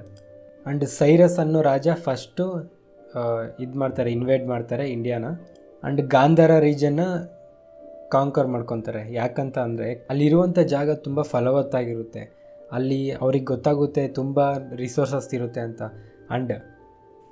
ಮತ್ತು ಈ ಕಡೆ ಇಂಡಸ್ ರಿವರ್ ಸೈಡ್ಗೆ ಒಂದೊಂದಾಗಿ ಕಾಂಕರ್ ಮಾಡ್ಕೊಂಬರ್ತಾರೆ. ಹಲವಾರು ಚಿಕ್ಕ ಟ್ರೈಬ್ಸು ಅವ್ರಿಗೆ ಶರಣರಾಗೋಗ್ತಾರೆ. ಅದಾದ ನಂತರ ಸೈರಸ್ ಸನ್ನಾದಂಥ ಕಂಬಾಯಸಿಸ್ ಅವರು ಅಷ್ಟೊಂದು ತಲೆ ಕೆಡಿಸ್ಕೊಳ್ಳಲ್ಲ ಇಂಡಿಯಾ ಇನ್ವೇಷನ್ ಬಗ್ಗೆ. ಸೊ ಅವರ ಗ್ರ್ಯಾಂಡ್ ಸನ್ ದಾರಿಯಸ್ ಒನ್ನು ಪಂಜಾಬ್ನ ಕಾಂಕರ್ ಮಾಡ್ಕೊತಾರೆ. ಸಿಂಧು ಅದೇ ಸಪ್ತ ಸಿಂಧು ಅಂತ ನಾವೇನು ಕರಿತೀವೋ ಅದನ್ನು ಕಾಂಕರ್ ಮಾಡ್ಕೊತಾರೆ. ಯಾಕಂದರೆ ಅದು ಮೋಸ್ಟ್ ಫರ್ಟೈಲ್ ಲ್ಯಾಂಡ್ ಆಗಿರುತ್ತೆ. ಆ್ಯಂಡ್ ಅಲ್ಲಿ ಅವ್ರಿಗೆ 316 talents of gold. Talent of gold ಅಂದರೆ ಏನಿಲ್ಲ, 20ರಿಂದ 40 kg ಒಳಗಡೆ ಯಾವುದಾದ್ರು ಒಂದು ನಂಬರಿಗೆ, ಫಾರ್ ಎಕ್ಸಾಂಪಲ್ 38, 35 ಅಂತ ತೊಗೊಂಡ್ರೆ, ಆ ಥರ 335 × 360 kgs ಆಫ್ ಗೋಲ್ಡ್ನ ಗೌರವವಾಗಿ ಪರ್ಷಿಯನ್ ಎಂಪೈರ್ಗೆ ಸಲ್ಲಿಸ್ತಾರೆ. ಅದು ಅವ್ರಿಗೆ ಬರುವಂಥ ರೆವೆನ್ಯೂಯಲ್ಲಿ 1/3 ಪಾರ್ಟ್ ಆಗಿರುತ್ತೆ. ಅಂದರೆ 33% ಇದರಿಂದ ಅವರಿಗೆ ರೆವೆನ್ಯೂ ಬಂದಿರುತ್ತೆ. ಮತ್ತು ಇಂಡಿಯನ್ಸ್ನ ಪರ್ಷಿಯನ್ ಆರ್ಮಿಲಿ ಕೂಡ ಸೇರಿಸ್ಕೊತಾರೆ. ಆ್ಯಂಡ್ ಪರ್ಷಿಯನ್ಸ್ಗೂ ಮತ್ತು ಗ್ರೀಕ್ ಅವ್ರಿಗೂ ಆಗ್ತಿರಲ್ಲ, ಅವರವರು ಅಲ್ಲಿ ಕಿತ್ತಾಟ ಇರುತ್ತೆ. ಸೊ ಅವ್ರೇನು ಮಾಡ್ತಾರೆ, ಮತ್ತೆ ಗ್ರೀಕ್ ಮೇಲೆ ಇನ್ವೇಡ್ ಮಾಡೋಕ್ಕೆ ಹೋಗ್ತಾರೆ. ಗ್ರೀಕ್ ಮೇಲೆ ಇನ್ವೇಡ್ ಮಾಡೋಕ್ಕೆ ಹೋದಾಗ ಇಂಡಿಯಾ ವಿಷಯ ತಿಳ್ಕೊಂಡಾಗ, ಇಲ್ಲಿರುವಂಥ ರಿಸೋರ್ಸಸ್ ಬಗ್ಗೆ ಎಲ್ಲ ತಿಳ್ಕೊಂಡಾಗ ಅಲೆಕ್ಸಾಂಡರು ಇಂಡಿಯಾ ಮೇಲೆ ದಂಡೆ ಯಾತ್ರೆ ಮಾಡೋಕ್ಕೆ ಅದು ಕೂಡ ಒಂದು ಕಾರಣ ಆಗುತ್ತೆ. ಆ್ಯಂಡ್ ಅಲೆಕ್ಸಾಂಡರು ಪರ್ಷಿಯನ್ ಮೇಲೆ ದಂಡಯಾತ್ರೆ ಮಾಡ್ತಾನೆ, ಯಾಕಂದರೆ ಅವ್ರವ್ರಿಗೆ ಆಗ್ತಾರಲ್ಲ, ಅಲ್ಲಿ ಗೆಲ್ತಾನೆ. ಅಲ್ಲಿ ಗೆದ್ದಾದ ನಂತರ ಇಂಡಿಯಾ ಮೇಲೆ ಬರ್ತಾನೆ. ಇಂಡಿಯಾದಲ್ಲಿರುವಂಥ ಚಿಕ್ಕ ಚಿಕ್ಕ ರಾಜರ ಮೇಲೆಲ್ಲ ಯುದ್ಧ ಮಾಡಿ ಅವ್ರನ್ನ ಸ್ವಾಧೀನಪಡಿಸ್ಕೊತಾನೆ. ಆ್ಯಂಡ್ ಈ ಪರ್ಷಿಯನ್ಸ್ ಆವಾಗ ಆ ಕಾಲದಲ್ಲಿ ಇದ್ರಲ್ಲ, ಅವ್ರಿಗೂ ನಮಗೂ ಆಲ್ಮೋಸ್ಟ್ ಟ್ರೇಡಿಂಗು ಮತ್ತು ಈ ಒಂದು ಸಂಬಂಧ ಆಲ್ಮೋಸ್ಟ್ 200 years ಇತ್ತು. ಈ 200 ವರ್ಷಗಳು ಇದ್ದಿದ್ದರಿಂದ ಅವರ ಒಂದು ಕೆಲವೊಂದು ಆಚಾರಗಳು ನಮಗೆ ನಮ್ಮವ್ರು ಕೂಡ ಬಳಸ್ಕೊಂಡ್ರು. ಅದಕ್ಕೆ ಫಾರ್ ಎಕ್ಸಾಂಪಲ್ ಅಂದರೆ ಕರೋಷ್ತಿ ಸ್ಕ್ರಿಪ್ಟ್ ಇದೆ, ಅದರಲ್ಲಿ ರೈಟ್ ಟು ಲೆಫ್ಟ್ ಬರೀತಾರೆ ಅರೇಬಿಕಲ್ಲಿ. ಆ ಒಂದು ಆಧಾರಗಳು ಕೂಡ ನಮಗೆ ಸಿಕ್ಕಿದ್ದಾವೆ. ಈಗ ಅಲೆಕ್ಸಾಂಡರಿಗೆ ಬಂದರೆ, ಅಲೆಕ್ಸಾಂಡರ್ ಚಿಕ್ಕ ಚಿಕ್ಕ ರಾಜ್ಯಗಳ ಮೇಲೆ ಯುದ್ಧ ಮಾಡಿಕೊಂಡು ಗೆದ್ಕೊಂಡು ಬರ್ತಾಯಿದ್ರು. ಅದರಲ್ಲಿ ರೂಲರ್ಸ್ ಆಫ್ ತಕ್ಷಿಲ ಮತ್ತು ಅಭಿಸಾರ ಅನ್ನೋರು ಅವ್ರಿಗೆ ಶರಣ ಆಗ್ಬಿಡ್ತಾರೆ, ಅಲೆಕ್ಸಾಂಡರ್ಗೆ ಶರಣ ಆಗ್ಬಿಡ್ತಾರೆ. ಪೋರಸ್ ಅನ್ನೋ ಕಿಂಗು ಮಾತ್ರ ಒಪ್ಕೊಳ್ಳಲ್ಲ, ಯುದ್ಧ ಮಾಡೋಕ್ಕೆ ರೆಡಿ ಆಯ್ತಾರೆ. ಆ್ಯಂಡ್ ಆ ಯುದ್ಧ ಹೆಸರೇ ಬ್ಯಾಟಲ್ ಆಫ್ ಐದಸ್ಪಸ್. ಅವಾಗ ಹೇಳಿದ್ನಲ್ಲ, ಇದು ಜೂಲೆಮ್ ರಿವರ್ ಹತ್ರ ನಡೀತದೆ. ಅಂದರೆ ಈಗಿನ ಜೂಲೆಮ್, ಆವಾಗ ವಿತಸ್ತ ಅಡ್ರೆಸ್ಸು. ಅಲ್ಲಿ ಯುದ್ಧ ನಡೀತದೆ. ಅಲ್ಲಿ ಅಲೆಕ್ಸಾಂಡರೇ ಗೆಲ್ತಾರೆ. ಬಟ್ ಪುರುಸ್ನ ಒಂದು ಧೈರ್ಯಕ್ಕೆ ಮೆಚ್ಕೊಂಡು ಮತ್ತೆ ಅವನ ರಾಜ್ಯ ಅವನಿಗೆ ಕೊಟ್ಬಿಡ್ತಾನೆ. ಅದಾದ ನಂತರ ಮತ್ತೆ ಅಲ್ಲಿಂದ ರಿವರ್ ಬೀಸ್ವರೆಗೆ ಇದ್ದಂಥ ಚಿಕ್ಕ ಚಿಕ್ಕ ರಾಜ್ಯಗಳನ್ನೆಲ್ಲ ಗೆದ್ಕೊಂಡು ಬರ್ತಾರೆ. ಆ್ಯಂಡ್ ಲಾಸ್ಟಿಗೆ ಅವಾಗೇ ನಾನು ಮುಂಚೆ ಹೇಳ್ದಂಗೆ ಧ್ಯಾನಾನಂದ ಮೇಲೆ ರೆಡಿಯಾಗಿರ್ತಾರೆ ಯುದ್ಧ ಮಾಡೋಕ್ಕೆ. ಬಟ್ ಅಷ್ಟರಲ್ಲೇ ಅವರು ಸೋಲ್ಜರ್ಸ್ ಊಸ್ಟ್ ಆಗಿರ್ತಾರೆ. ಸೊ ಅಲ್ಲಿಂದ ಅವ್ರು ಮೇಯ್ನಾಗಿ ಬಂದಿದ್ದು ಪರ್ಷಿಯನ್ಸ್ನ ಇದು ಮಾಡೋಕ್ಕೆ. ಪರ್ಷಿಯನ್ಸ್ನ ಬಂದು ಮತ್ತೆ ಗಾಂಧಾರವರೆಗೂ ಬರ್ತಾರೆ. ಗಾಂಧಾರವರೆಗೂ ಬಂದು ಸರಿ ಮತ್ತೆ ಇಲ್ಲೆಲ್ಲ ನಾವು ಯುದ್ಧ ಮಾಡೋಕ್ಕಾಗಲ್ಲ ಅಂದ್ಬಿಟ್ಟು ಅಲ್ಲಿಂದ ಅಲ್ಲಿಗೆ ಹೊಂಟೋಗ್ತಾರೆ. And on the way back ಹೋಗ್ತಾ ಬೇಬಿಲೋನಲ್ಲಿ 323 BC ಅಲೆಕ್ಸಾಂಡರ್ ಸತ್ತೋಗ್ತಾರೆ. ಸೊ ಅಲ್ಲಿಗೆ ಅದು ಇನ್ವೇಷನ್ ಮುಗಿದೋಗುತ್ತೆ, ಅಲೆಕ್ಸಾಂಡರ್ ಇನ್ವೇಷನ್. ಸೊ ಅಲೆಕ್ಸಾಂಡರ್ ಬಂದಿದ್ದಕ್ಕೆ ಕೆಲವೊಂದು ಎಫೆಕ್ಟ್ ಆಗಿರುತ್ತಲ್ಲ ನಮಗೆ ಅವ್ರು ಇನ್ವೇಟ್ ಮಾಡಿರೋದಕ್ಕೆ. ಸೊ ಅದು ಏನೇನಂತ ಅಂದರೆ ಅದು ಗ್ರೀಕ್ ಇನ್ವೇಷನು ನಮಗೆ ಅಂದರೆ ಗ್ರೀಕ್ ಅಂದರೆ ಅಲೆಕ್ಸಾಂಡರ್ ಇನ್ವೇಷನ್ನು ಡೈರೆಕ್ಟ್ ಕಾಂಟ್ಯಾಕ್ಟ್ ಬೆಳೆಸ್ತು ಇಂಡಿಯಾಗೂ ಮತ್ತು ಗ್ರೀಸ್ಗೆ ಟ್ರೇಡ್ ರೂಟ್ಸಲ್ಲಿ. ಆ್ಯಂಡ್ ಇದು ಟ್ರೇಡ್ ರೂಟ್ಸ್ಗೂ ನಮಗೆ ಟ್ರೇಡ್ ಮಾಡೋಕ್ಕೂ ಒಂದು ಅನುಕೂಲವಾಯಿತು. ಅವ್ರ ಜೊತೆ ಲೇಟರ್ ಪೀರಿಯಡಲ್ಲಿ ಚಂದ್ರಗುಪ್ತ ಮೌರ್ಯ ಅವರ ಅಶೋಕ ಅವರೆಲ್ಲ ಟ್ರೇಡ್ ಸೆಟಲ್ಮೆಂಟ್ ಮಾಡೋಕ್ಕೆ ಇದೊಂದು ಕಾರಣ ಕೂಡ ಆಗುತ್ತೆ. ಆ್ಯಂಡ್ ಈ ಒಂದು ಗ್ರೀಕ್ ಇನ್ವೇಷನು ನಮ್ಮ ನಾರ್ತ್ ಸೈಡಲ್ಲಿ ಇದ್ದಂಥ ಪೊಲಿಟಿಕಲ್ ಯೂನಿಫಿಕೇಷನ್ ಸರಿ ಇರಲಿಲ್ಲ ಅಂತ ಒಂದು ವಿಷಯನೂ ಕೂಡ ನಮಗೆ ತಿಳಿಸುತ್ತೆ. ಅಂದರೆ ಅವಾಗ ಯೂನಿಟಿ ಇರಲಿಲ್ಲ ಅಂತ. ಇದೇ ಕಾರಣಕ್ಕೆ ಬ್ರಿಟಿಷವ್ರು ಬಂದಾಗೂ ಇದು ಅದೇ ಆಗಿದ್ದಿದ್ದು. ಏನಂದರೆ ಕಮ್ಯುನಿಕೇಷನ್ ಇರಲ್ಲ, ಯೂನಿಟಿ ಇರಲ್ಲ, ಅದರಿಂದ ಎಲ್ಲ ಹಿಂಗಾಗ್ತಾ ಇರ್ತವೆ. ಸೊ ಈಗ ಮಿಕ್ಕಿದ ಕ್ವಶನ್ಸ್ ನೋಡೋಣ. ಇಷ್ಟಕ್ಕೆ ಇದೆಲ್ಲ ಮುಗಿದೋಗುತ್ತೆ. ಜಸ್ಟ್ ನೆಕ್ಸ್ಟ್ ಕ್ವಶನ್ ನೋಡ್ಕೊಂಡು ಮುಗಿಸ್ಬೋಣ. ಈಗ ಜಸ್ಟ್ ಆ ಮಗಧ ಎಂಪೈರು ಹೇಗೆ ಬೆಳೀತು ಅಂದರೆ ಮೌರ್ಯ ಎಂಪೈರ್ವರೆಗೂ, ಮೌರ್ಯ ಡೈನಸ್ಟಿವರೆಗೂ ಹೇಗೆ ಕಾಂಕರ್ ಮಾಡಿಕೊಂಡ್ರು ಅಂತ ಜಸ್ಟ್ ಸ್ಮಾಲ್ ವೀಡಿಯೋ ನೋಡಿ ಗೊತ್ತಾಗುತ್ತೆ. Who was the last king of the Nanda dynasty ಇದಾಯಿತು. Who let the Iranian invasion into north west India in 518 BC annexing ಪಂಜಾಬ್ನ ಕಾಂಕರ್ ಮಾಡ್ಕೊಂಡಿದ್ದು ಯಾರು? Darius I. ಅವ್ರ ತಾತ ಆದಂಥ ಸೈರಸ್ಸು ಗಾಂಧಾರನ ಕಾಂಕರ್ ಮಾಡ್ಕೊಂಡಿರ್ತಾರೆ. ಪಂಜಾಬ್ನ ಕಾಂಕರ್ ಮಾಡ್ಕೊಳ್ಳೋದು ಯಾರು? Darius I. Next, what was the significant effect of the Iranian invasion? ಇರಾನಿಯನ್ಸು ಅವ್ರದ್ದೇ ಆದಂಥ ಇನ್ಸ್ಕ್ರಿಪ್ಷನ್ ಫಾರ್ಮ್ ಅಂದರೆ ಅವ್ರು ಬರೆಯುವಂಥ ಟೈಪ್ನ ನಮ್ಮ ಇಂಡಿಯಾದಲ್ಲಿ ಕೂಡ ಹೇಳ್ತಾರೆ. ಅದು ಏನಂತ ನಾವು ಆವಾಗಲೇ ನೋಡಿದ್ವಿ. ಏನು ಅದು? ಖರೋಷ್ಠಿ ಸ್ಕ್ರಿಪ್ಟ್. ಸೊ ನಮ್ಮ answer introduction of the Kharosthi script. Next question, who let the Macedonian invasion into India in 326 BC? Macedonian ಅಂತ ಏನೂ ಅಲ್ಲ, ಇವಾಗ ಮೌರ್ಯನ್ ಎಂಪೈರ್ ಯಾವ ಥರನೋ ಅಲೆಕ್ಸಾಂಡರ್ ಅವ್ರ ಎಂಪೈರ್ ಹೆಸರು ಮ್ಯಾಕ್ಡೋನಿಯನ್. ಸೊ ಯಾರು ಲೆಡ್ ಮಾಡಿದ್ದು ಅಂತ ಅಂದರೆ Alexander the Great. Next question, who among the Indian rulers submitted to the Alexander the Great's invasion? ಯಾರು ಒಪ್ಕೊಂಬಿಟ್ರು? ಅಭಿಸಾರ, ಸಕಾಲ, ತಕ್ಷಿಲ ಇವರೆಲ್ಲ ಶರಣಾಗಿ ಹೋಗ್ತಾರೆ ಅಲೆಕ್ಸಾಂಡರ್ ಅವ್ರಿಗೆ. ಒಪ್ಕೊಳ್ದೇ ಇದ್ದವ್ರು ಯಾರು? Puru. So except for the one who refuse ಅಂದರೆ ಅದು Porus. Next, what year did the Puru's and Alexander the great forces engaged in warfare? ಯಾವಾಗ? 326 BCE. ಎಲ್ಲಿ? Battle of Hydaspes river. Hydaspes ಅನ್ನೋದು ಗ್ರೀಕಲ್ಲಿರುತ್ತೆ.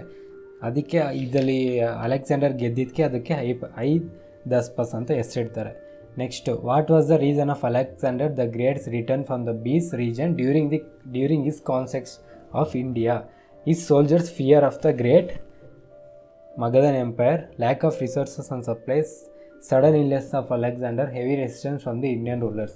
ನಮ್ಮ answer first one is soldiers fear of great Magadhan Empire. Next, what was one significant effect of Alexander invasion in terms of geographical connectivity? ಅಂದರೆ ಅವ್ರಿಗೂ ನಮಗೂ trade routes ಬೆಳೀತು. And it brought India and Europe closer together by opening up land and sea routes.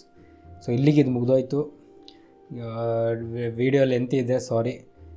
So ಈ ವಿಡಿಯೋಗೆ ಇಷ್ಟೇ. ಇಲ್ಲಿವರೆಗೂ ಯಾರು video ನೋಡಿದರೆ ನಿಮಗೆ ನನ್ನ ಕೃತಜ್ಞತೆಗಳು. ಯಾಕಂದರೆ ನಿಮ್ಮಂಥವ್ರಿಂದನೇ ನನಗೊಂದು ಸ್ವಲ್ಪ ಮೋಟಿವೇಟ್ ಆಗುತ್ತೆ ಇನ್ನೂ ವೀಡಿಯೋಸ್ ಮಾಡಬೇಕಂತ. ನನ್ನ ಆಬ್ಜೆಕ್ಟಿವ್ ಪರ್ಪಸ್ ಏನಂತ ಮುಂಚೆನೇ ಹೇಳಿದ್ದೆ. ಆಬ್ಜೆಕ್ಟಿವ್ ಏನಂದರೆ ಯಾರಿಗೆ ಕೋಚಿಂಗಿಗೆ ಸೇರೋಕ್ಕಾಗದೆ ಇರ್ತಾರೋ ಅಂಥವ್ರಿಗೆ, ಅಥವಾ ಊರಲ್ಲಿ ಇರೋರಿಗೆ ಯಾರಾದರೂ ಓದ್ಕೊಬೇಕು ಅಂಥವ್ರಿಗೆ ಈ ವಿಡಿಯೋಸ್ ತುಂಬ ಹೆಲ್ಪ್ ಆಗುತ್ತೆ ಅಂತ ಒಂದು ಉದ್ದೇಶಕ್ಕೋಸ್ಕರ ಮಾಡ್ತಿರೋದು. ಆ್ಯಂಡ್ ಅದೊಂದೇ ಅಂತ ಅಲ್ಲ, ಫ್ಯೂಚರಲ್ಲಿ ಬರೋ ಎಷ್ಟೊಂದು ಮಕ್ಕಳಿಗೆ ಈ ಥರ ಸಿಚುವೇಶನ್ಸ್ ಇರುತ್ತೆ.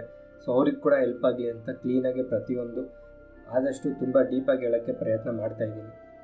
ಸೊ ಇಷ್ಟ ಆಗಿದ್ದರೆ ಲೈಕ್ ಮಾಡಿ, ಇಷ್ಟ ಆಗಿಲ್ಲ ಅಂದರೆ ಡಿಸ್ಲೈಕ್ ಮಾಡಿ. ಅಥವಾ ಯಾರಾದರೂ ನಿಮ್ಮ ಫ್ರೆಂಡ್ಸ್ ರಿಲೇಟಿವ್ಸ್ ಯಾರಾದರೂ ಪ್ರಿಪೇರ್ ಆಗ್ತಿದ್ರೆ ಗೌರ್ಮೆಂಟ್ ಎಕ್ಸಾಮ್ಸ್ಗೆ ಅಂಥವ್ರಿಗೆ ಈ ವಿಡಿಯೋನ ಶೇರ್ ಮಾಡಿ. ಆ್ಯಂಡ್ ಏನಾದ್ರು ಡೌಟ್ಸ್ ಇದ್ದರೆ ಕಮೆಂಟ್ ಮಾಡಿ. ಆ್ಯಂಡ್ ಸಬ್ಸ್ಕ್ರೈಬ್ ಮಾಡ್ತಿರೋ ಬಿಡ್ತಿರೋ ಅದು ನಿಮ್ಗೆ ಇಷ್ಟ ಆದರೆ ಮಾಡಿ, ಇಲ್ಲಾಂದರೆ ಬಿಡಿ. ನನ್ನ ಆಬ್ಜೆಕ್ಟಿವ್ ಅದಲ್ವೇ ಅಲ್ಲ. ಯಾರಾದರೂ ಒಬ್ಬರು ಈ ವಿಡಿಯೋಸ್ ನೋಡಿ ಎಕ್ಸಾಮ್ ಪಾಸ್ ಆದರೆ ನಂಗೆ ಅದೇ ದೊಡ್ಡ ಅಚೀವ್ಮೆಂಟ್, ಇನ್ನು ಅದಕ್ಕಿಂತ ದೊಡ್ಡದು ಇನ್ನೇನು ಸಿಗೋಲ್ಲ. ಸೊ ಈ ವಿಡಿಯೋಗೆ ಇಷ್ಟೇ. ಮತ್ತೆ ಮುಂದಿನ ವಿಡಿಯೋಲಿ ಸಿಗೋಣ. ಅಲ್ಲಿವರೆಗೂ ಮಜಾ ಮಾಡಿ. Thank you so much. ನನ್ನ ಹೆಸರು ತೇಜ. ಬಾಯ್.